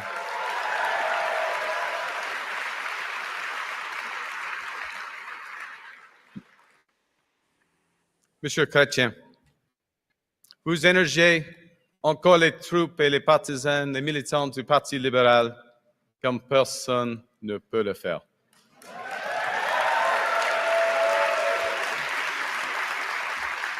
Vous avez marqué l'histoire en prenant des décisions courageuses. Vous avez montré à nos alliés que le Canada se tiendra toujours debout pour ce qui est juste. Et vous êtes une source d'inspiration pour tous les Canadiens et Canadiennes. May I say that you inspired my family to become Liberals, including my father to run as a Liberal candidate in Alberta in the 1980s. Some elections are tougher than others. And you inspired me over the years. And now to have an opportunity to continue your tradition of fiscal responsibility, social justice, and international leadership.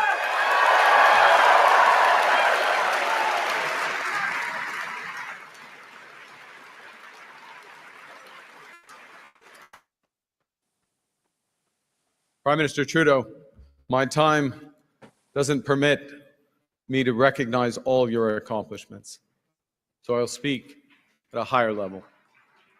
You have combined strength and compassion every day as a fighter for Canada.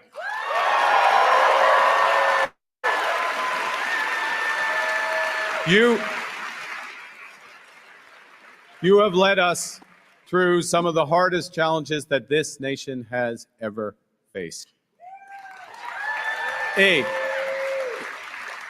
en même temps, vous avez transformé le Canada, bien transformé notre pays, en sortant de centaines de milliers d'enfants de la pauvreté, en faisant vraiment avancer la réconciliation et en défendant la liberté et la démocratie toujours ici et ailleurs dans le monde.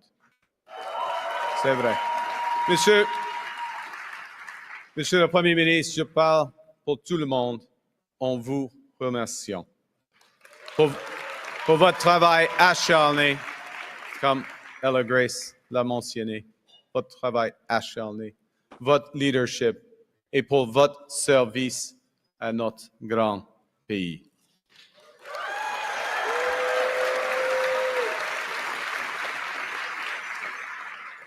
Je tiens à vous remercier, chers libéraux, de m'avoir accordé le plus grand honneur qui soit, celui de servir comme votre nouveau chef. Merci.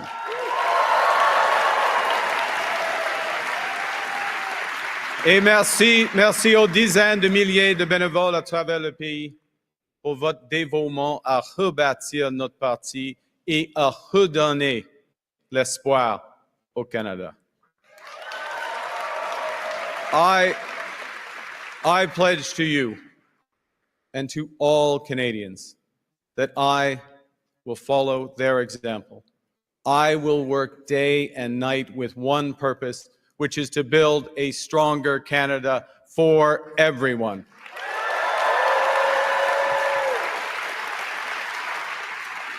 But I will need help. I will need a lot of help. And so I'd like to thank Christia, Frank, and Karina for your energy and ideas and leadership that you have brought to this campaign.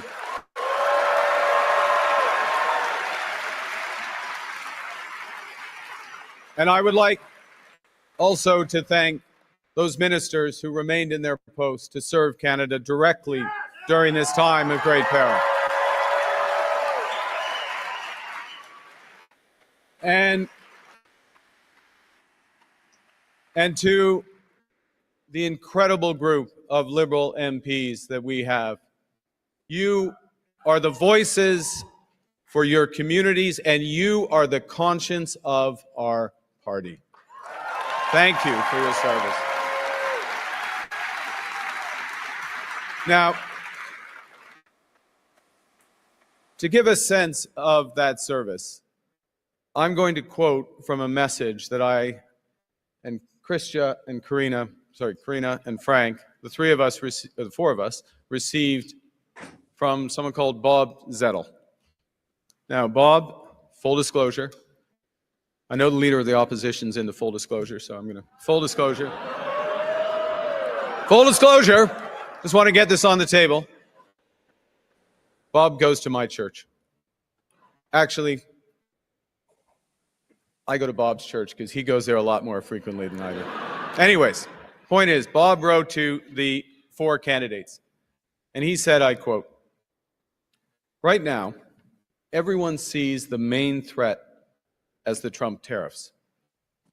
But the far greater challenge will be, as it always has been, to foster unity and a sense of the common good.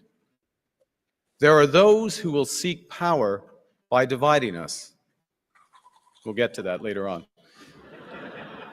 And we being the people of Canada, we need you, my fellow candidates, myself, to continue in positions of leadership to promote a united Canada, a commitment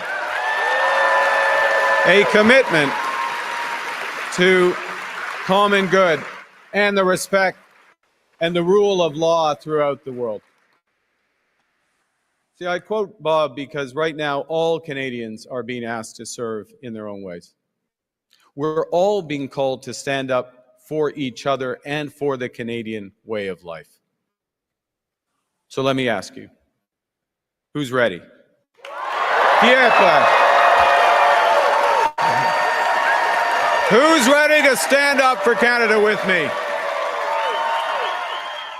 100%. Yes. Yes. Yes, Canada. Yes, Canada. The Liberal Party is united and strong and ready to fight to build an even better country.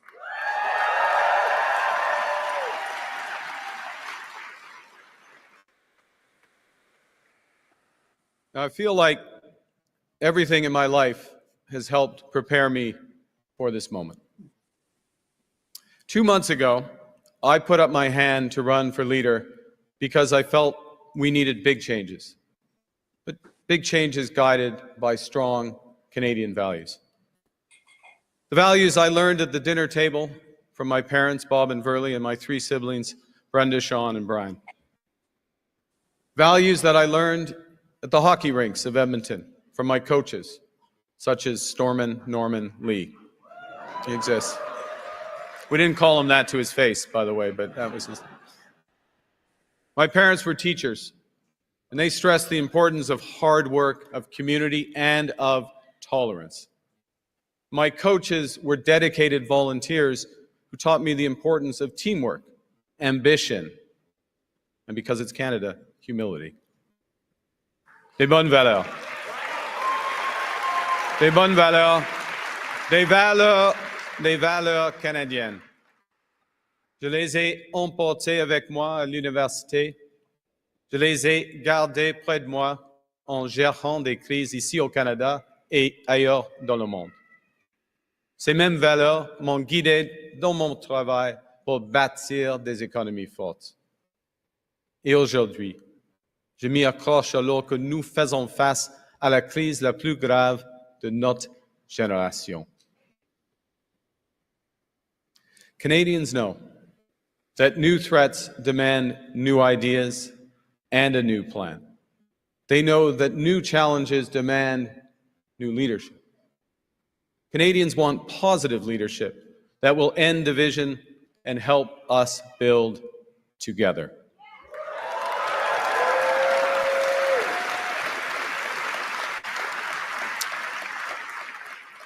And to respond, my government will put into action our plan to build a stronger economy, to create new trading relationships with reliable trading partners, and to secure our borders. Pour être clair, ça demandera des changements, de grands changements. Mais je sais que les Canadiens et Canadiennes sont prêts. Ils me le disent à travers le pays. Les gens veulent le changement parce qu'ils sont inquiets. Ils s'inquiètent de le coût de la vie et de la crise du logement. Ils s'inquiètent pour l'avenir des jeunes. Ils s'inquiètent de l'avenir du Canada face aux menaces du président Trump et à un monde plus divisé et dangereux. Now, I am a pragmatist above all. So when I see that something's that's not working, I will change it. So my government will immediately eliminate the divisive consumer carbon tax on families and farmers and small and medium-sized businesses. And we will stop the hike in the capital gains tax because we think builders should be incentivized for taking risks and rewarded when they succeed.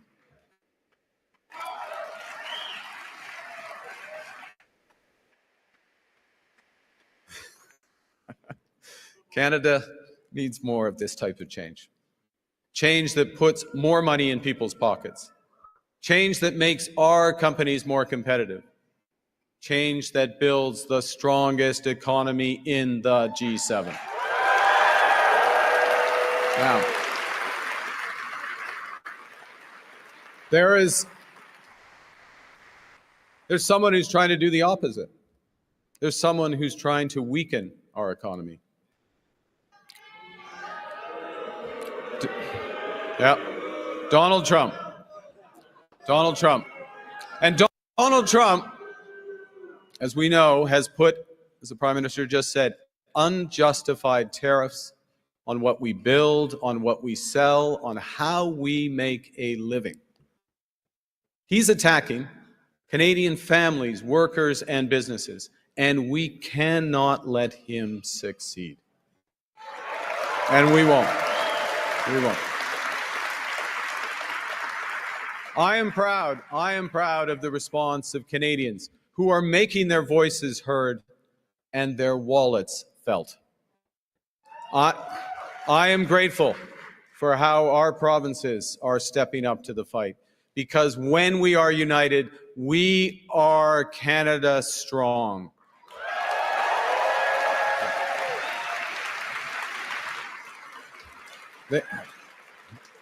The Canadian government has rightly retaliated and is rightly retaliating with our own tariffs that will have maximum impact in the United States and minimum impact here in Canada.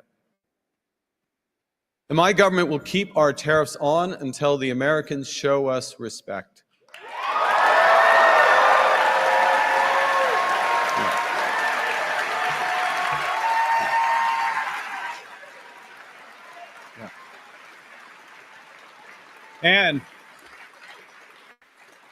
And until they can join us in making credible and reliable commitments to free and fair trade.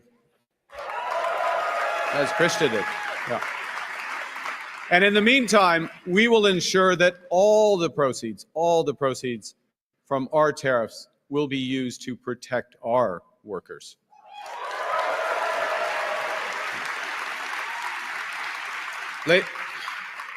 Les Américains veulent nos ressources, notre eau, notre territoire, notre pays. Pensez-y. Ça va détruire notre façon d'être. The Americans want our resources, our water, our land, our country. Think about it. If they succeeded, they would destroy our way of life. In America, Healthcare is a big business. In Canada, it is a right.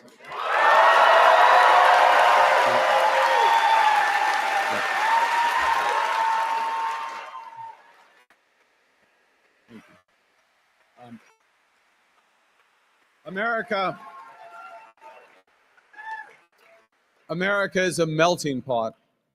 Canada is a mosaic. Aux États-Unis, on ne reconnaît pas les différences. On ne reconnaît pas les Premières Nations. Et il n'y aura jamais de droit à la langue française. La joie de vivre, la culture et la langue française font partie de notre identité. Et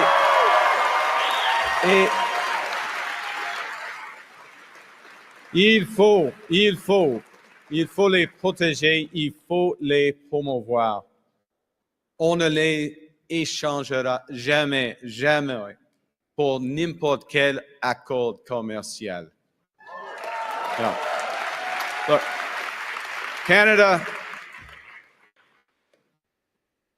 America is not Canada. And Canada never, ever will be part of America in any way, shape, or form.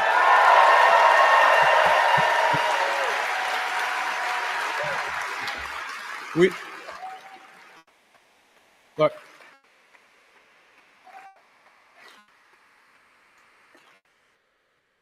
we didn't ask for this fight. But Canadians are always ready when someone else drops the gloves. So the Americans, they should make no mistake, in trade as in hockey, Canada will win. Aux Américains, je vous dis, comme au hockey, nous allons gagner.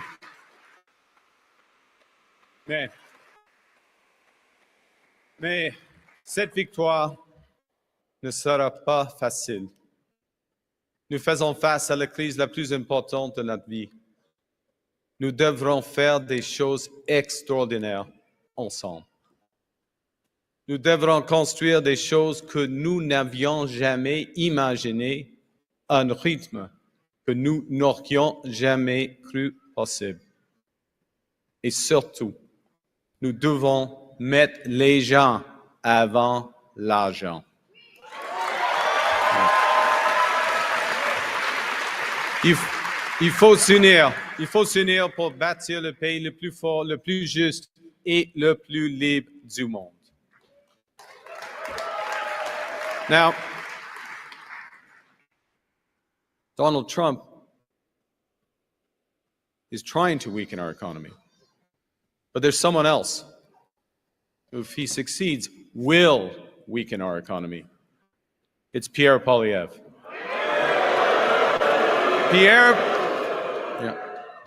Pierre Poilievre just doesn't get it. He is the type of lifelong politician, and I've seen this type around the world, a lifelong politician who worships at the altar of the free market despite never having made a payroll himself.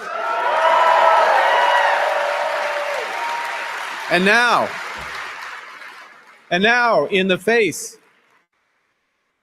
of President Trump's threats, Pierre Poilievre still refuses to get his security clearance. At a time when our national security is under threat as it has never been before. At a time of immense economic insecurity, he would undermine the Bank of Canada. Monsieur Poilievre veut fermer Radio-Canada et CBC. Ouais.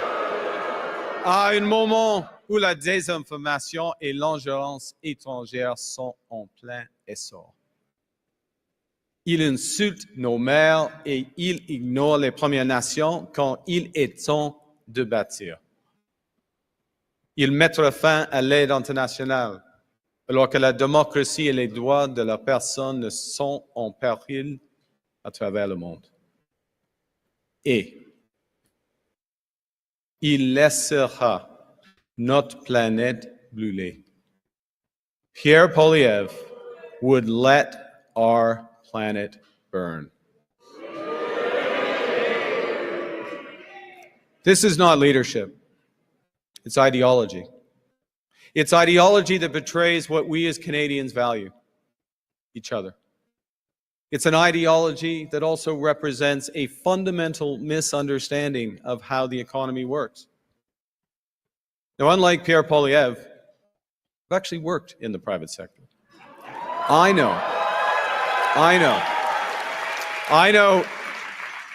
how the world works, and I know how it can be made to work better for all of us. And that knowledge is especially useful now in the service of Canadians when we must build a new economy and create new trading relationships.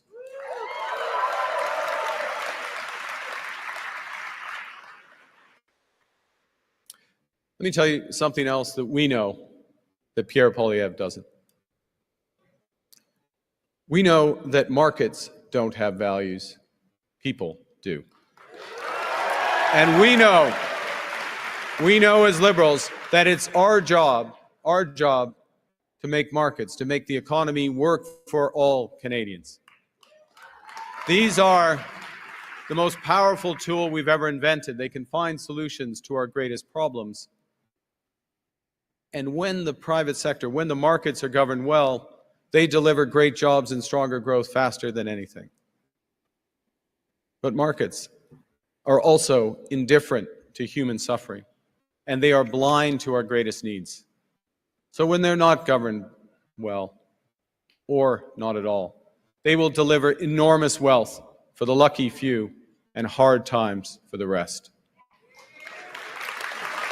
And in this crisis, we must help those who are hit hardest by the American tariffs while we build our strength here at home. That's the right thing to do. That's the fair thing to do. That is the Canadian thing to do. That is what makes us strong.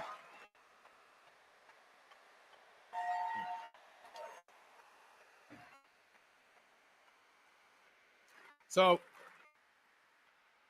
Donald Trump thinks he can weaken us with his plan to divide and conquer.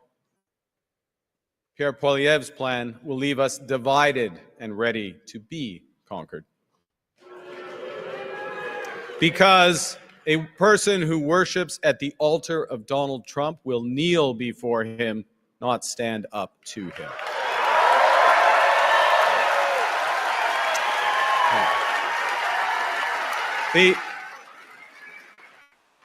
Pierre Poilievre's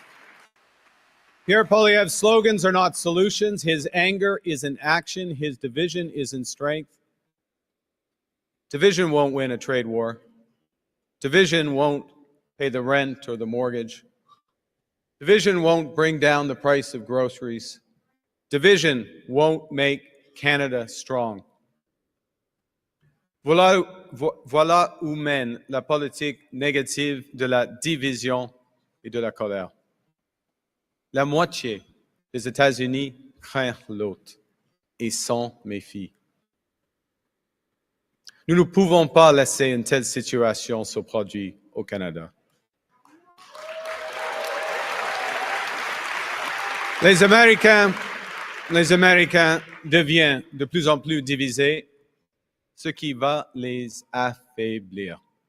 Et nous gagnerons cette bataille si nous sommes unis et forts. Ouais, on peut se disputer au sujet de la politique. On peut se disputer à propos de hockey. On peut même être une fan des Oilers à Ottawa. C'est un pays libre. Mais quand il s'agit du Canada, nous sommes tous de même côté. Choisissons fort. Canada fort. Now, I've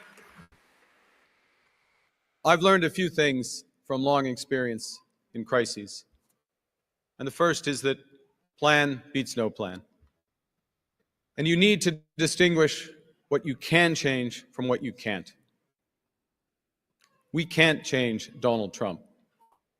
Can't change him. Nous devons comprendre ce que nous pouvons et devons changer. Nous sommes maîtres chez nous. And we can. And because we're masters in our own home, we can control our economic destiny with a plan that puts more money in your pockets. A plan that will ensure your government spends less so Canada can invest more. A plan that builds millions of homes. A plan that makes us an energy superpower in both clean and conventional energy. A plan that creates new trade corridors with reliable partners. A plan that creates one Canadian economy, not 13. Because in Canada, we are stronger when we're united. We can give ourselves far, far more than Donald Trump can ever take away. But it will take extraordinary efforts. It won't be business as usual. We will have to do things we haven't imagined before at speeds we didn't think possible. We will do it. We will do it for the common good so that everyone benefits.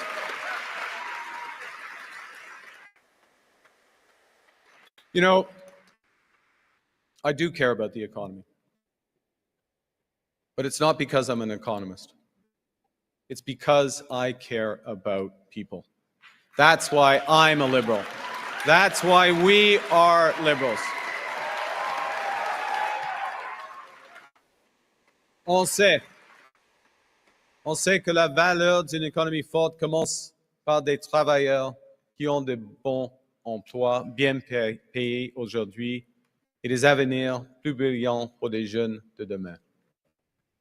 Nous savons, en tant que libéraux, que nous ne pouvons pas redistribuer ce que nous n'avons pas. Nous savons que nous ne pouvons pas être forts à l'étranger si nous sommes faibles à la maison. Et nous savons que nous ne pouvons pas construire un avenir meilleur si nous ne pouvons pas gérer le présent. So, we need a strong economy, but when we're fighting for a strong economy, we're fighting for good Canadian health care for everyone.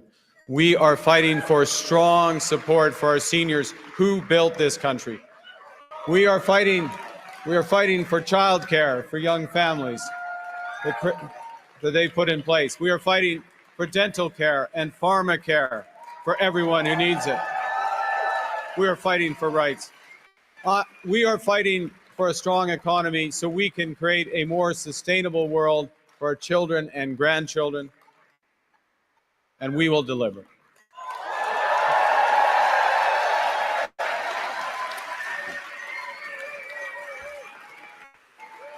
Well, good.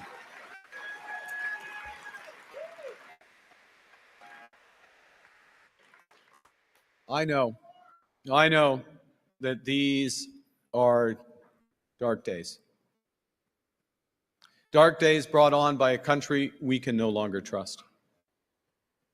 We are getting over the shock, but let us never forget the lessons. We have to look after ourselves, and we have to look out for each other. We need to pull together in the tough days ahead. And so, those families watching this evening in Fort Smith, in Edmonton, and across every community in Canada, I promise you this. Together, we can and we will get through this crisis. We can and we will come out stronger than ever. And we will, because Canada is built on the strength of its people. From our mines to our ports, from our logging roads to our city streets, we're strongest when we're united, when we're one economy, not 13, when we can cheer for different teams and still be on one team when it counts. When we come together, we build things that last because we are Canada strong. Vive la Canada! Merci tout le monde.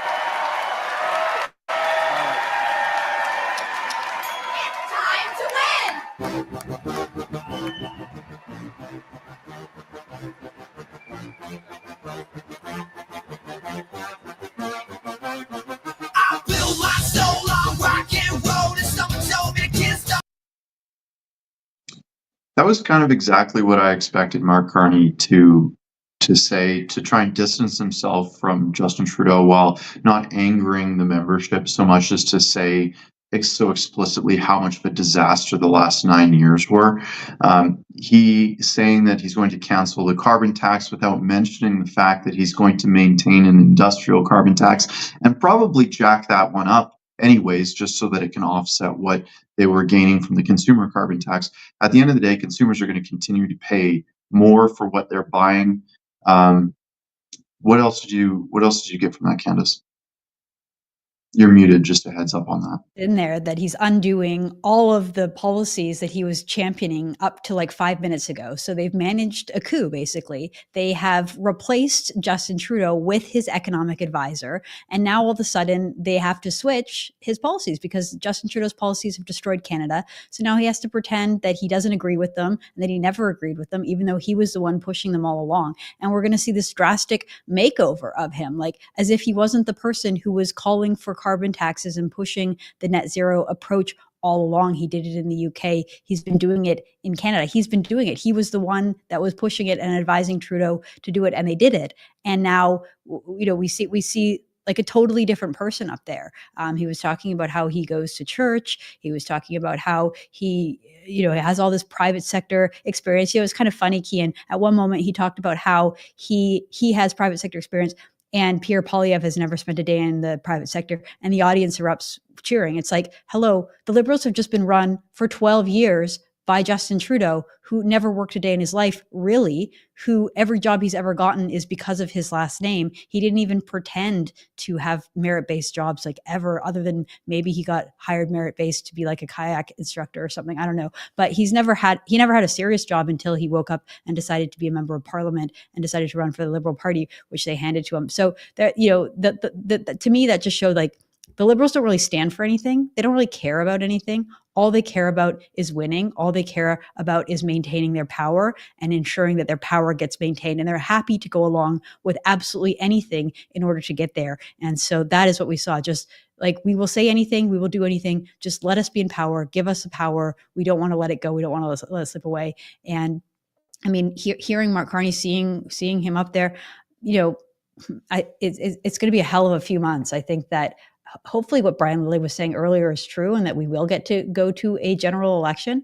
At this point, I don't think that this is a legitimate prime minister. I don't think that he has any legitimacy over the Canadian public. Even the fact that, I mean, it was a coronation. He got 89% of the vote.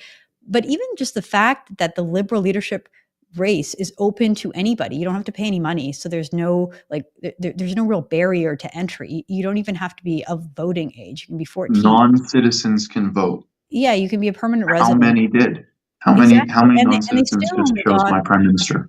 Right. And they still only got 150,000 votes. It's fewer people than get our emails, Keean. Like our email list is bigger than the Liberal Party voting machine, which, I mean, I think we're doing great at Juno News. And anyone who's listening, thank you so much for your support. Head on over to Juno News and subscribe. But the fact that 150,000 people, we're not even sure if they're Canadian citizens or adults, were the ones that selected this person. And I've been hearing nonstop from people on X, social media, and just through my inbox, people talking about how they struggled to vote in this race, like people who are liberals, who are part of the Liberal Party, but there was some discrepancy in like the spelling of their first name, or they put a nickname, or, they put Dan and their license said Daniel or something like that. And all kinds of people who weren't able to vote, who weren't. So it's not even a secure process. I don't think this is a legitimate prime minister. He's not my prime minister. I want an election. I want an election now.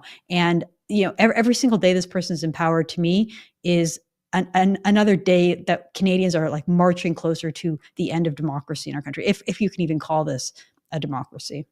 Yeah, Justin Trudeau had some legitimacy, obviously. He ran in a leadership race. He was a member of parliament. Then he went to the Canadian people and asked for a mandate, and they gave it to him 3 times. The third one a little bit, shaky. But hey, they ran in an election where we at least could audit it and see the facts of the case, and that he did deserve to be there. Mark Carney, Justin Trudeau, to add this to the list of the illegitimacy of this prime minister, Trudeau suspended democracy for almost 3 months now. We have not had a functioning democracy. Our representatives that we elect and pay for have been getting paid to do nothing. They've actually been held outside of the House of Commons, unable to do their job, unable to pull the government down and pull us to an election. Justin Trudeau has had absolute authority over this country, so that the Liberal Party apparatchiks could choose who was going to replace them. They could calm the waters, make sure Canadians didn't rise up, make sure they weren't able to speak and get anything done that they wanted to get done in terms of replacing a government. And now they've installed this person who, through some backroom negotiations with Jagmeet Singh, seems to have at least the support of the NDP for the time being to maintain his job. So whether there's going to be an election or not, I don't know. But all I know is Mark Carney is an illegitimate prime minister. He does not deserve to be called a prime minister. He does not deserve a portrait in Parliament. He doesn't deserve the salary, and he has no right to be making executive decisions on behalf of a G7 country right now. Calling it a democracy is a farce. I couldn't agree more. And I mean, just the entire episode, the fact that everybody's just going along with it, like the media don't mind, the insiders don't mind, like it's just like, hey, this is totally normal. You can just prorogue parliament, suspend democracy, fix your own party internally, like put us on hold so that you can try to figure out a new leader. It's a total farce. So I just want to play this clip. First of all, this is Justin Trudeau announcing his resignation all the way back on January 6th. Keean, he could have just called an election on January 6th. We would have a legitimate prime minister. At this point, hey, maybe it'd be a Liberal, maybe not, but we would have a legitimate prime minister. So this is what he had to say back on January 6th. I intend to resign as party leader, as prime minister, after the party selects its next leader through a robust, nationwide, competitive process. And then I want to go to this one, because after President Trump was elected in the United States, not just winning the Electoral College, but he won the popular vote as well, which is rare for a Republican given the demographics of the United States and how big California and New York are. Justin Trudeau decided to rub salt in the wounds of the relationship between Canada and the US. And he gets up and he defends Kamala Harris and basically scolds the American public for not electing a female president. First of all, any questions that you have about the relationship between Trump and Trudeau, Trudeau is the aggravator. He is always the aggressor. He is always the one trying to stick it to Donald Trump. And so anything Donald Trump is seeing now is always a reaction to the things that Trudeau has been saying for a decade now. But this specifically, I want to play this clip. This is what he had to say about him being a proud feminist and a woman not being elected in the States. Let's play that clip. Now, it shouldn't be that way. It wasn't supposed to be that way. We were supposed to be on a steady, if difficult sometimes, march towards progress. And yet, just a few weeks ago, the United States voted for a second time to not elect its first woman president. Everywhere, women's rights and women's progress is under attack, overtly and subtly. But I want you to know that I am, and always will be, a proud feminist. You will always have an ally in me and in my government.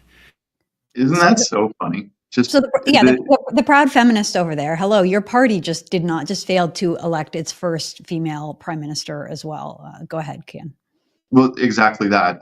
Trudeau's abuse of women over the past 9 years has just spoken for itself. He's called himself a feminist because he's covering up for the fact that he punches women. He punches women in the boob, and he sexually assaults people like Rose Knight. Justin Trudeau is not a feminist. He's not a friend of women, and in fact, when women speak up, he fires them. So set that aside. What you just mentioned is true. Two women were on the ballot.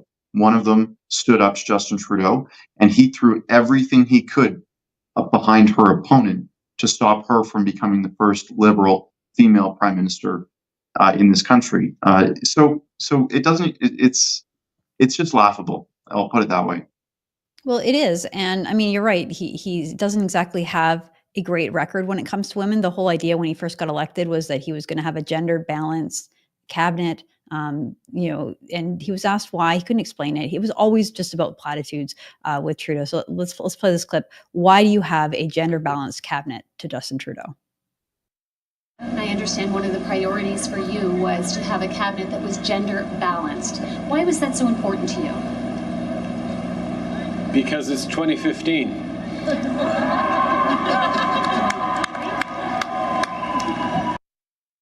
And that's it. That's all it takes. Just it's current year, therefore feminism.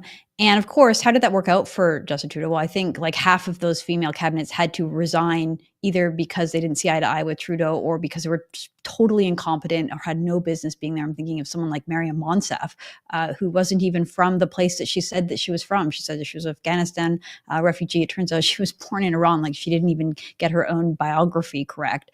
But anyways, Trudeau's always putting the optics first, always putting feminism first. And then to the point about Rose Knight, she came out, she had written an op-ed in her own newspaper saying that it was unwelcomed what he was doing, and he basically had to admit it. This is what he had to say about the allegations by the individual that he had groped her while she was working for a newspaper, working at a festival, and he was coming on to her. Let's play that clip.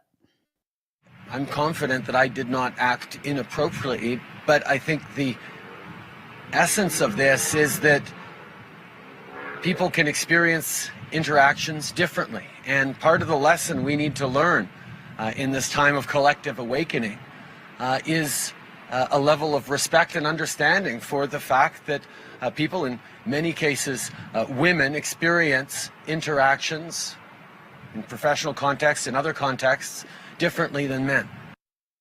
So he was sort of the expert at that, Keean. Anytime that he was caught doing something atrocious, he would just sort of collectively say like, well, we all know better now. He did it with blackface too. It's like, well, we didn't know back then that it wasn't appropriate. And, she experienced it differently than me. It's like, and yet he gets away with it. Like when I go back and look at these clips and I look at the way that he behaved, the record that he had, I mean, back then it was more like he was a joke. He was a butt of a joke. He was not a serious person, and the media let him get away with it. I think later on in his prime ministership, it became darker, like during COVID and during the orders and the way he treated the unvaccinated, the way he treated the truckers.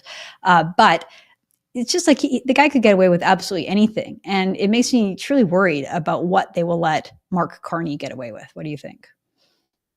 I think that's exactly why they're going to go for an earlier election, so that there's not an opportunity to audit Mark Carney's history. We said it earlier in this program. All they want us to know is his Wikipedia page. International banker, worked for Stephen Harper. Wow, maybe he's even a conservative. I don't know. But the answer is that we need more answers.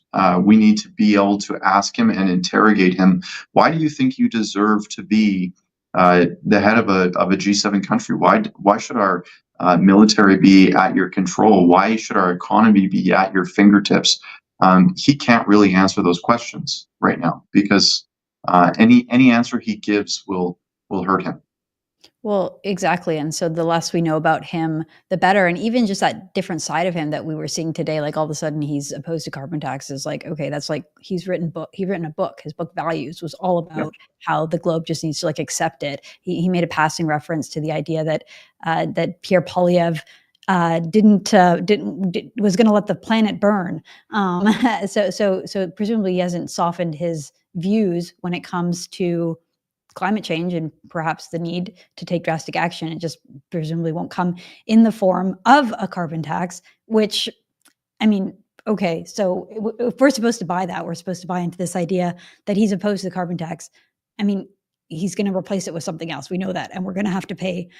We're going to have to pay for it. So we want to go back to Justin Trudeau because I was saying the early part of his prime ministership, he was just a bumbling fool. And then things got different. I think that he took a different tone, took a different approach during COVID. Canada was easily one of the most authoritarian places on planet Earth during COVID. So here we go to August 19th, 2021, campaigning in Calgary. And this is what Prime Minister Justin Trudeau had to say about getting vaccinated. If you don't want to get vaccinated, that's your choice. But don't think you can get on a plane or a train besides vaccinated people and put them at risk. The angry Justin Trudeau, authoritarian Justin Trudeau. And then here he is speaking in a French interview on September 16th, 2021, talking about the unvaccinated, saying that they don't believe in science. They're often racist and sexist, adding that we should not have to tolerate these people. Let's play that clip. Puis on en connaît tous des gens qui sont en train d'hésiter un petit peu. On va continuer d'essayer de les convaincre. Mais il y a aussi des gens qui sont farouchement opposés à la vaccination. Qui sont extrémistes. Qui ne croient pas dans la science, qui sont souvent misogynes, souvent racistes aussi. C'est un petit groupe, mais qui prend de la place. Et là, il faut faire un choix en tant que leader, en tant que pays. Est-ce qu'on tolère ces gens-là? So that is the Justin Trudeau that we got. The mask slipped, and we learned the nature of the authoritarianness behind the Liberal leader. And I want to jump to a guest. We were supposed to have him on a little earlier, not the typical sort of guest that we have here on Juno News and the Candice Malcolm Show, but I always welcome people from different political perspectives and ideas. And so I'm very pleased right now to be joined by Dan McTeague. Dan served as a member of parliament for the Liberal Party in the riding of Pickering Scarborough East. Dan, thank you so much for joining the show. Candice, it's very good to be here, and thank you very much. Looking forward. I've been watching this as well, so some pretty exciting stuff I'm hearing from your guests here, most of which I share very deeply. Really? Okay, well, tell us about that. So how is it that a Liberal MP agrees with what he's hearing on the show? Tell me what do you make of everything that's happening? The Liberal Party of my time is very different from the Liberal Party of today. We weren't a socialist party. We weren't a party that engaged in reckless spending. We were always very mindful of our policy, of the importance of a very diverse country and keeping it united. We weren't given to rampant and out of control ideology. We weren't a nation that was beset by ideas of social malaise that I think created real problems for a lot of Canadians in terms of pitting one group against another, and of course virtue signaling at every point and using every opportunity you could to really admonish those who happen to disagree, who weren't part of the far left agenda. And I think that's one of the main reasons why the Liberal Party is going to have a real struggle at trying to maintain itself and become increasingly relevant, despite the polls. Many of those polls, of course, being offered by individuals and companies and organizations that have done very well by the Trudeau Liberals up until now. But it was a very, I think it's fair to say that what we're seeing here is really the last gasp of what grift has bought, if you will, over the past several years. And that's to say that there are many people who are beholden to the Trudeau Liberals, and as a result, as a consequence, likely the Carney Liberals as well. It seems to be the same group. We know the Katie Telfords and the Gerald Butts were around for both Dalton McGuinty and Kathleen Wynne, helped destroy that party.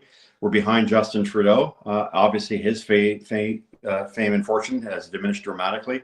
I suspect the same lies in the wait for Mark Carney, who has been, for the past 5 years at least, intensely involved with the economics and, of course, the policy deliberations of this current Liberal government. That's why I believe its days are numbered, and it's likely that it's going to be several generations, or at least several elections, before the Liberal Party gets back to being able to successfully challenge another election. Well, it was interesting to see Jean Chrétien up there, because I think that Jean Chrétien must feel the same way that you do. So many of the positions that he's taken in recent years, even when it comes to relationship with First Nations, has been quite at odds with what Justin Trudeau believes and what he has governed with. At what point, Dan, would you say that the Liberal Party left you, or like was it when Trudeau got elected? Was it at some point during his time in office? Walk us through that. Well, I think for Justin Trudeau, the idea was, you saw things my way, and if you didn't like that, there was the highway. And for some of us, at least those of us who are younger, as far as the previous caucus, there's no way we're going to do that. Justin decided that he didn't need the old advisors and some people who were very good in their departments and their own discipline, policy, and otherwise, and he threw them up overboard and said, I'm going to create a party that's based on who I choose, who I handpick, which is understandable. Leaders like to do that. But it came with a very significant set of very negative policies that aren't very well known to Canadians. It's a very undemocratic party that in which it became very top down. I'll give an example, Candice. In my time as a member of Parliament, prior to my time as well, we would have caucus meetings, and those caucus meetings included the Prime Minister, the cabinet ministers, some senators, and of course the caucus members, and no one else, save except someone from the whip's office who would bring in notes or whatever messages that you might have to send out or bring back in. But it was pretty much closed confines. That's who could participate. And behind those closed doors, you didn't like a policy or a direction that was taken by the government, you could excoriate the minister responsible and have your moment with the Prime Minister as well to talk about the problems, the concerns, or the ideas that you have. That no longer existed under Justin Trudeau. There you had the Katie Telfers of this world, the Prime Minister's office, sitting inside the caucus meeting. Anybody who got out of line, you were written down. You weren't allowed to speak. You weren't allowed to present private members' bills. You weren't allowed to think for yourself, frankly, and you could no longer claim to represent your constituents. So that's the big difference between my caucus of the real Liberal Party, going back to whenever, a party that really wanted to look for the idea of providing people opportunities and social responsibility as opposed to socialism. And so there's a lot of difference between my caucus, my time, and what we saw under Justin Trudeau. And I think given that you saw no contest, realistically speaking, in this particular leadership, the Liberal Party is the same party it has been under Justin Trudeau. This is Justin Trudeau 2.0. And anybody who thinks that it's somehow going to be different because it's a different name is fooling themselves. Well, it's also, just the way you describe it is just a total erosion of democracy. It doesn't feel like democracy at all. I want you to tell us what you make of what happened between Prime Minister Justin Trudeau and Chrystia Freeland, because she was sort of willing to go along with everything. And she was promoted all the way to the top, Deputy Prime Minister, Finance Minister, given this huge portfolio that she didn't really have a background in at all, right? She was a journalist, and hey, not to knock journalists, they do a hard job, but for her to go first become the Foreign Affairs Minister, and then get that promotion into finance, it seemed like her and Justin Trudeau were tied together at the hip. And it was sort of shocking to see her leave in the way that she did, get thrown under, and then sort of run in this leadership race and sort of have a sad showing. She barely broke 10%. It wasn't close at all. And I felt sort of sorry for her. I wonder what your position, what you make of all that is. I think she was, as you quite rightly pointed out, not very qualified for the position, but qualification had nothing to do when you're dealing with a very incompetent government. Financial rigors, guardrails, things like making sure that you could make the checkbook balance, that the country could improve its fiscal position at the same time honor its debts was simply thrown out the window. We knew that going back to 2016. This is where Justin Trudeau and his cohorts were going to take the economy. They didn't really care what the fiscal situation was, and it became pretty obvious that when you say your deficit will not pass $42 billion, and it winds up being $62 billion, and you have more proposals to increase the cost and burden on the finances of the country, while at the same time pretending you can sprinkle money with abandon, that there was a conflict. And I don't think she was prepared to go along with it because it was her credibility that was on the line. And while that might have been good for Mark Carney and some Liberals, it certainly wasn't good for Canadians. Look, I served in a time when the Liberals were very concerned about the fiscal responsibility of the country. To not be concerned about that meant that we were putting at risk serious social programs for generations to come. This generation said basically, no, it doesn't matter. And I think it's where Chrystia Freeland finally perhaps saw the light and said, I cannot be part of a government that's going to put us into a reckless financial straitjacket, the likes of which only a few handful of Liberals think is acceptable, because many subscribe still to the old, out-of-date notion of modern monetary theory, in which money grows from trees and you can spend with abandon. Who cares? Someone else will underwrite it. I think that's where the problem became obvious. Perhaps Chrystia at the end saw that this is not the way in which Minister of Finance is supposed to operate. And of course, it does limit our ability to do other things as a country. And so I suspect that this was really an example of just how significant Liberals took and how serious they took the issue of fiscal responsibility. They've thrown it under the bus. It looks like Mark Carney plans to somehow cook the books, hide the numbers, and continue down this line of spending without any consequences. And I guess this is a signal, by the way, Candice, to our bond rating agencies who have been very lazy and actually believe, you can think about it. I've spoken to a few of them, said to me, look, we think that the federal government can use the QPP and the CPP, our Canada Pension Plan, really as leverage, if you will, or as collateral against this debt. It's absolutely insane. It's terrifying. Well, one of the interesting things about Mark Carney's background is that he sort of paints himself as always being there to help in a crisis. He claimed that he had an instrumental role back in 2008 in helping Jim Flaherty get through the financial crisis. Stephen Harper, the prime minister at the time, came out and said that's just not the case. He also said in the English debate a few weeks ago that he helped Paul Martin balance the budget. Well, it turns out that, when Paul Martin famously, the budget that changed everything in Canada that we were talking about, Canada almost itself faced bankruptcy. We didn't have anyone willing to buy our bonds, at least it didn't seem like it. Paul Martin had to roll up his sleeves as finance minister. It was the 1995 budget that put Canada on the path towards balancing the books in 1998. So in 1995, Mark Carney had nothing to do with the government. He was actually a student in England at the time. In 1998, when the books were finally balanced, Mark Carney was a banker working for Goldman Sachs in New York or Hong Kong. So he wasn't involved. The Toronto Sun asked for clarification as to what he meant by saying that he helped Paul Martin balance the books. And they said, well, he was working for the Ministry of Finance in 2004. So, he was a bureaucrat, not exactly the one balancing the book, but he sort of claimed to have an outsized role there. Do you think him sort of paying homage to that time and those leaders in the Liberal Party mean that perhaps he is serious about balancing the budget? What is your take on all that?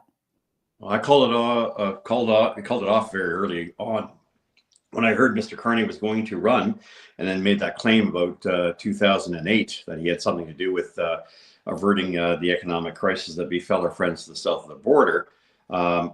It's pretty clear that he didn't, and it had a lot to do with, yes, Jim Flaherty and Stephen Harper, but I also give credit where credit's due. The person who prevented deregulation of the banking system that led to the crisis in the United States and did not have the same effect here in Canada, because we did not do that, was a guy named Paul Martin, happened to be my boss, of course, and David Dodge, both fiscal and monetary, pumps, if you will, working in sync, saying we're not going to let, and it was Matthew Barrett, by the way, who was the former CEO, chair of Bank of Montreal, who was pushing this along with a lot of other investment bankers. And when they said no in late 1999 and 2000, it really meant that we had protected ourselves, inoculated ourselves against the crisis that we saw in 2008. As for the measures that were taken at that time, well, I was vice chair of the industry committee. I worked with my colleague and chair, James Rajat. We came up with 7 unanimous proposals along with the NDP and even the Bloc. And we worked hard to get that to the government. One of them included, of course, depreciation, being able to write off depreciation much faster so that companies would have an incentive to invest and to really shield us from the full effects of an economic meltdown.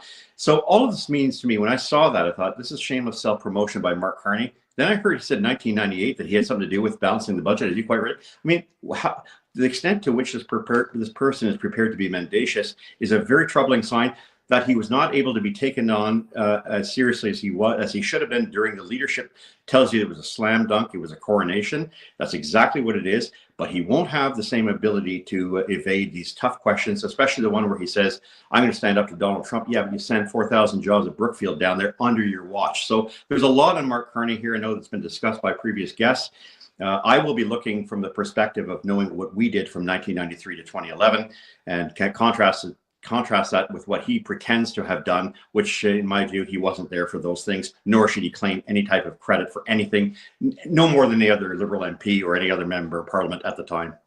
Well, it's wild too, Dan, that he gets away with it, right? Like you would expect a free press and a free society to have these kind of questions, to be ready for these kind of questions. I mean, even just the way that Ruby Dalla was tossed out of the leadership race for reasons that are still unclear, after one of a former chief of staff of the Liberal Party was on the CBC a few days earlier saying that she hopes that the party finds a legitimate way to disqualify her before the debates because they were worried that she would turn the debates into, quote, a circus. So basically, they were worried that Ruby Dahlia might ask questions that would appear to unravel whatever's around Mark Carney to allow us to see a different side of him. Or, I mean, to me, it's just so controlled. It wasn't a free and open and robust competition as Justin Trudeau promised when he resigned on January 6th. He said it would be an open, robust, and it wasn't. It just wasn't. They didn't allow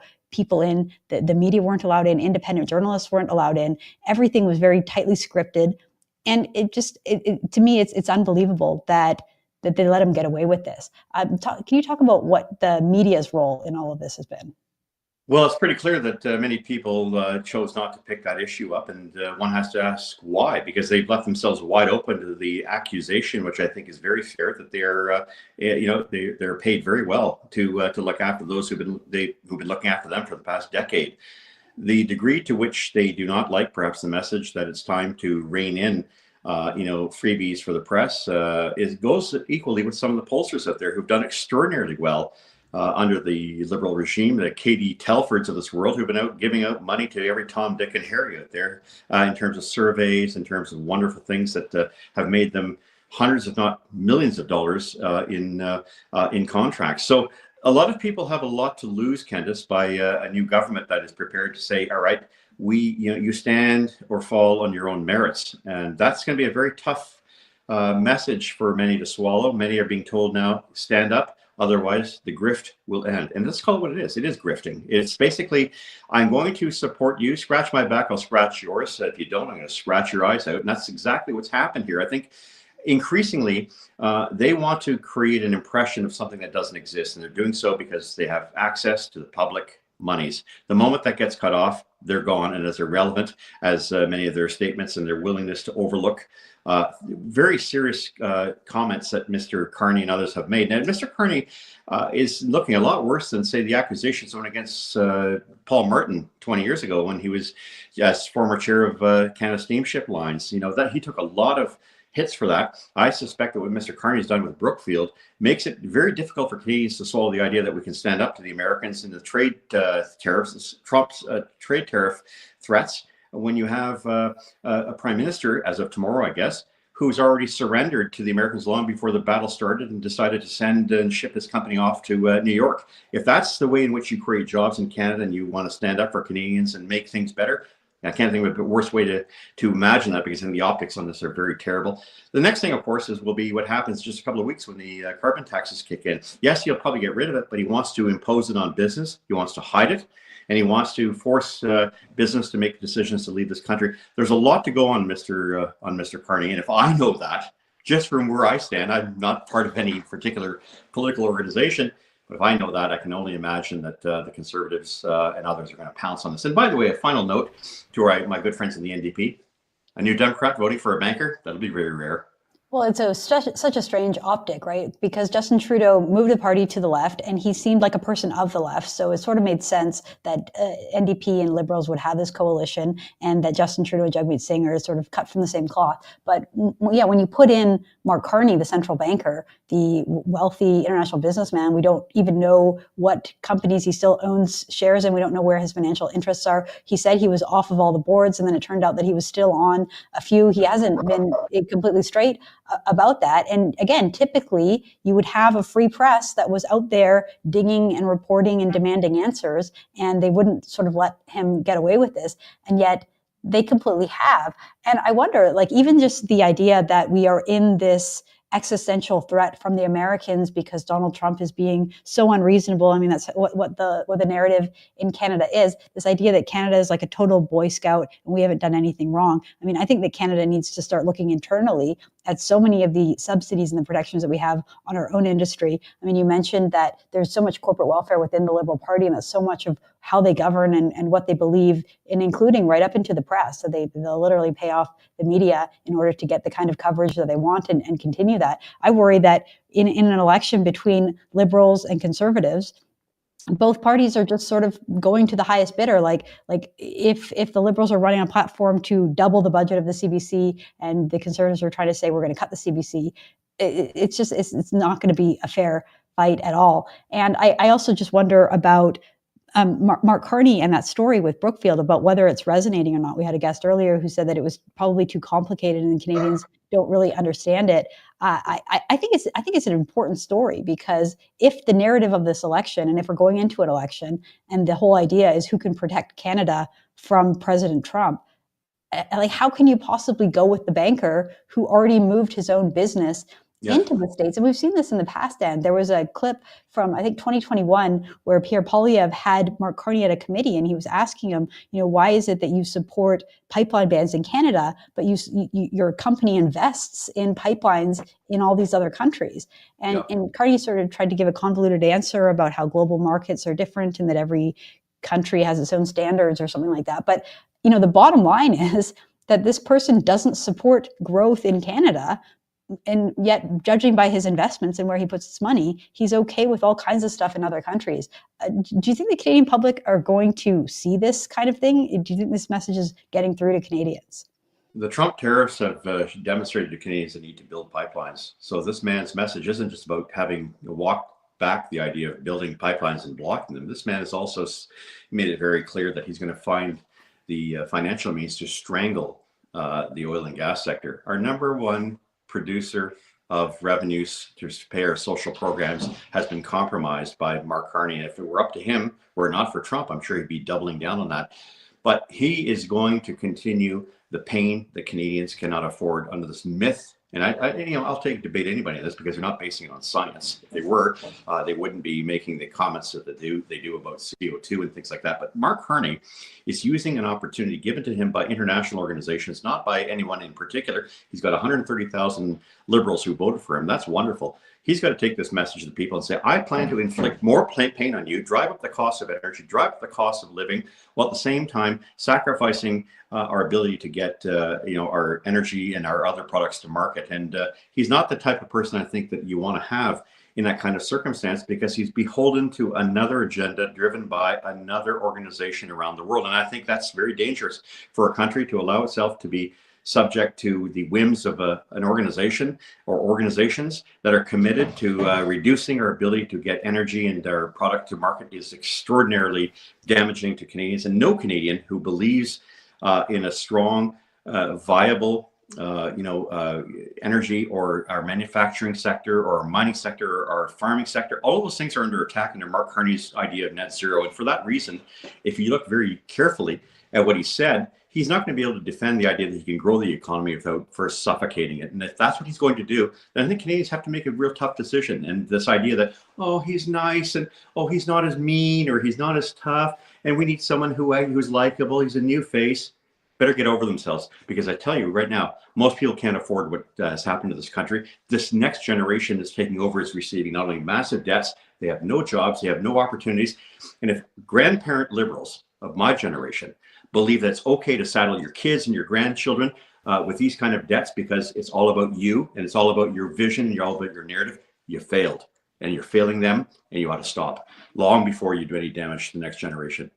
I mean, that's such a good way of putting it. I want to bring it back, because the idea, to me, it's very concerning that Mark Carney was a chair and board member on the World Economic Forum. I think that it raises serious, legitimate concerns. It doesn't seem like the Liberals or the media take that seriously at all. Like, there was a podcast between Mark Carney and MP Nate Smith where they were kind of laughing about it, and he was kind of boasting about how he played this outsized role in the World Economic Forum. There's a clip that was going sort of viral, and it was really telling, of a journalist trying to ask Danielle Smith, what was Premier of Alberta, Danielle Smith, what do you have against the World Economic Forum? What is it that you don't like?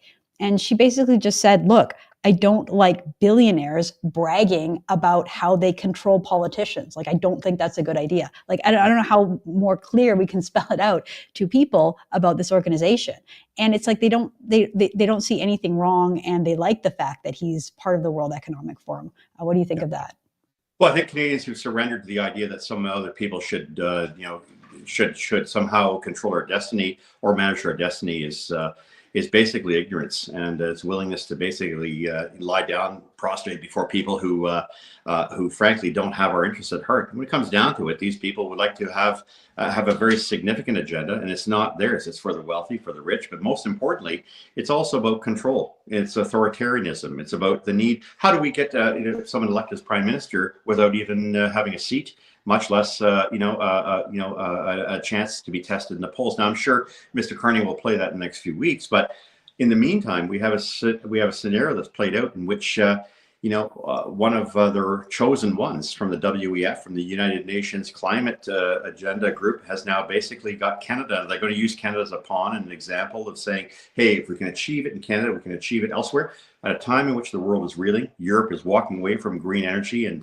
net zero policies, at a time in which Asia is ignoring it to a large extent, at a time in which our own economic future dictates that we can't and we must resist those who have this woke idea about, somehow, a particular molecule should somehow stifle an economy. If that's what Canadians want and are simply oblivious to, well, then I can only suggest that they are going to inflict even greater pain on themselves. But I know for a fact that a party that has spent 3 elections in 10 years and brought the economy literally to its knees and made Canadians have a sense that things are not going well is not likely to be returned. It doesn't matter what kind of, if you will, what kind of lipstick you put on the pig. The reality is you cannot turn a silk purse, okay, that's right, I use the expression. You can't use a salsier to make a silk purse. And I think for a lot of Canadians, it's over. And once the pollsters get over themselves a few weeks into this, and there's a strong pushback in the campaign and more people coming out saying this guy is wrong, this is a man who's going to be very dangerous to the country, I think Canadians will awaken. Look, the country's broke. It cannot continue down this road, and anybody who believes that it can, and more of the same as we've seen for the past 10 years, is deluding and kidding themselves. And as I said earlier, if it happens to be a particular constituency, people who have of a particular age, nice pensions, got everything looked after, shame on you for basically betraying the next generation, because that's exactly what you're doing by voting Liberal in the next election. Well, it's so heartbreaking to see. I spend time online and, seeing young Canadians, people posting things like I saw something on TikTok the other day about a young man whose basically his rent was just raised, he said, to 92% of his salary. And it's like, he's got kids and he's got a family. And it's like, how can you survive in this economy? It's so sad. One of the things that was so stark in that speech that Mark Carney gave, and was that I feel like I just don't know him very well. Like, I watch politics every day. I watch it for a living. I do a live news show every single day. We've spent a lot of the time over the last 8 weeks trying to get to know Mark Carney. And I don't really know. I don't know if he's woke. He said that he's woke. There was a clip of him saying that in the United States, they have a war on woke, but not in Canada. We're going to prioritize inclusion. Like, I don't know what that means. Like, what is his view on whether boys can become girls, or what is his view on just any number of things? Like, he hasn't been asked these kinds of questions. We don't really even know what his economic position is, because the point that you made, he's sort of exaggerated and inflated his role. So we don't know if he's going to be more like a Paul Liberal, or maybe even like a Stephen Harper, Jim Flaherty, or if he's over on the Justin Trudeau side. He's been advising Justin Trudeau for the last many years. He seems like he is trying to be all things to all people. And the point of an election is to get to know the leader, to get to know who he is and how he thinks and what kind of decisions he will make. And it's again, just to go back to such a disservice that the media has done to not even prod and push and try to get answers, to make him sit down for interviews and try to get to know him. I want to just ask you this final question. I want to be respectful of time. When do you think we're going to get an election? Do you think that Mark Carney is going to trigger something right away? Do you think he's going to try to form another coalition government with the NDP? What is it looking like, and what's your prediction? Oh, he's got a stopwatch in front of him. He knows that he has to produce his own assets within the next 60 days, and then a final detail as to his assets and how he's made his money in 120 days. So that's really the time limit. I don't think he can go beyond that. He doesn't have a legitimate government. I mean, we've been running with no parliament, no House of Commons for all intents and purposes except question period since September. And I suspect that that burden has to be placed on him. And as much as he's going to try to shed the image of what the Liberal Party has done to Canadians and damaged the outlook of this country, I mentioned, runaway and rampant economic malaise and social malaise and identity crisis, and take your pick. There isn't a whole lot out there that looks great right now, and there are not a lot of people out there feeling better about themselves than they did over the past decade. I suspect he's going to have to call the election nice and early. I'm with Brian Lilly on this one. I heard him earlier. I think you're going to get the election call at least within the next fortnight. And I think that would mean that you got an election just after Easter. So for a lot of people out there, you're going to have a chance. And this is going to be a no holds barred campaign. We know that those who are not going to cover the real issues, that are coming out there, have an agenda. Let's understand that from the outset. It'll be up to folks like you and me to come out and say they have an agenda, they have a conflict of interest. Don't expect them to be honest or objective about this particular campaign. What is clear to Canadians is that they need a change, and they need, for once and for a very refreshing period of time, some objectivity in the way things are being reported. I don't expect that to happen from people who know full well that should there be a Poilievre government, their jobs are on the line. Well, thank you so much for your time. Really appreciate it. We'll have to have you back on again there, Dan. So that's Dan McTeague, who was a member of Parliament for 18 years in Ontario in the riding of Pickering-Scarborough East for the Liberal Party. The Liberal Party, not the same Liberal Party today in name, but probably not in ideas or in spirit. Dan, thanks so much for joining the show. Appreciate your time. Thanks for having me, Ken. Good night. All right, everybody. Well, thank you so much for tuning in. We're really excited about election. I hope Dan is right. I hope Brian Lilly is right. And I hope that we are heading into an election because Canada desperately needs one. Like I said earlier to Keean Bexte, I don't believe that Mark Carney is the legitimate Prime Minister of Canada. I don't believe that you can come in, that you can prorogue Parliament, that you can pause the democracy so that you can rebuild your party and put in someone who has a very checkered past that we don't know enough about, that has been the economic advisor to Justin Trudeau. You can't just swap out an unpopular leader, put in his economic advisor, and expect us to all just go along with it. This is not how democracy is supposed to work. It's not right. And we at Juno News plan to do something about it. We have an unbelievable election coverage lineup for you folks. And I urge you, everybody, to please head on over to junonews.com. Do it now. Subscribe. I signed contracts this morning. We're going to be having multiple live shows. We're going to have our own in-house pollster. We're going to have polls done every single week, and we're going to update you on every element of the election as it happens. So I'm looking forward to it. I hope you will follow along with us. Thank you so much for your support. Thank you for bearing with us. We had some technical difficulties during the broadcast today, but we're going to get those all solved and fixed for the election. It's going to be good. So again, head on over to Juno News. Please subscribe, support independent journalism. Help us tell the stories, tell the facts, get information out there to tell Canadians, to warn Canadians about what is happening and how we can fix the future, how we can save our country. It's up to all of us, folks. So thank you so much. My name is Candice Malcolm. This is Candice Malcolm Show. We will be back again tomorrow. Thank you so much, and God bless.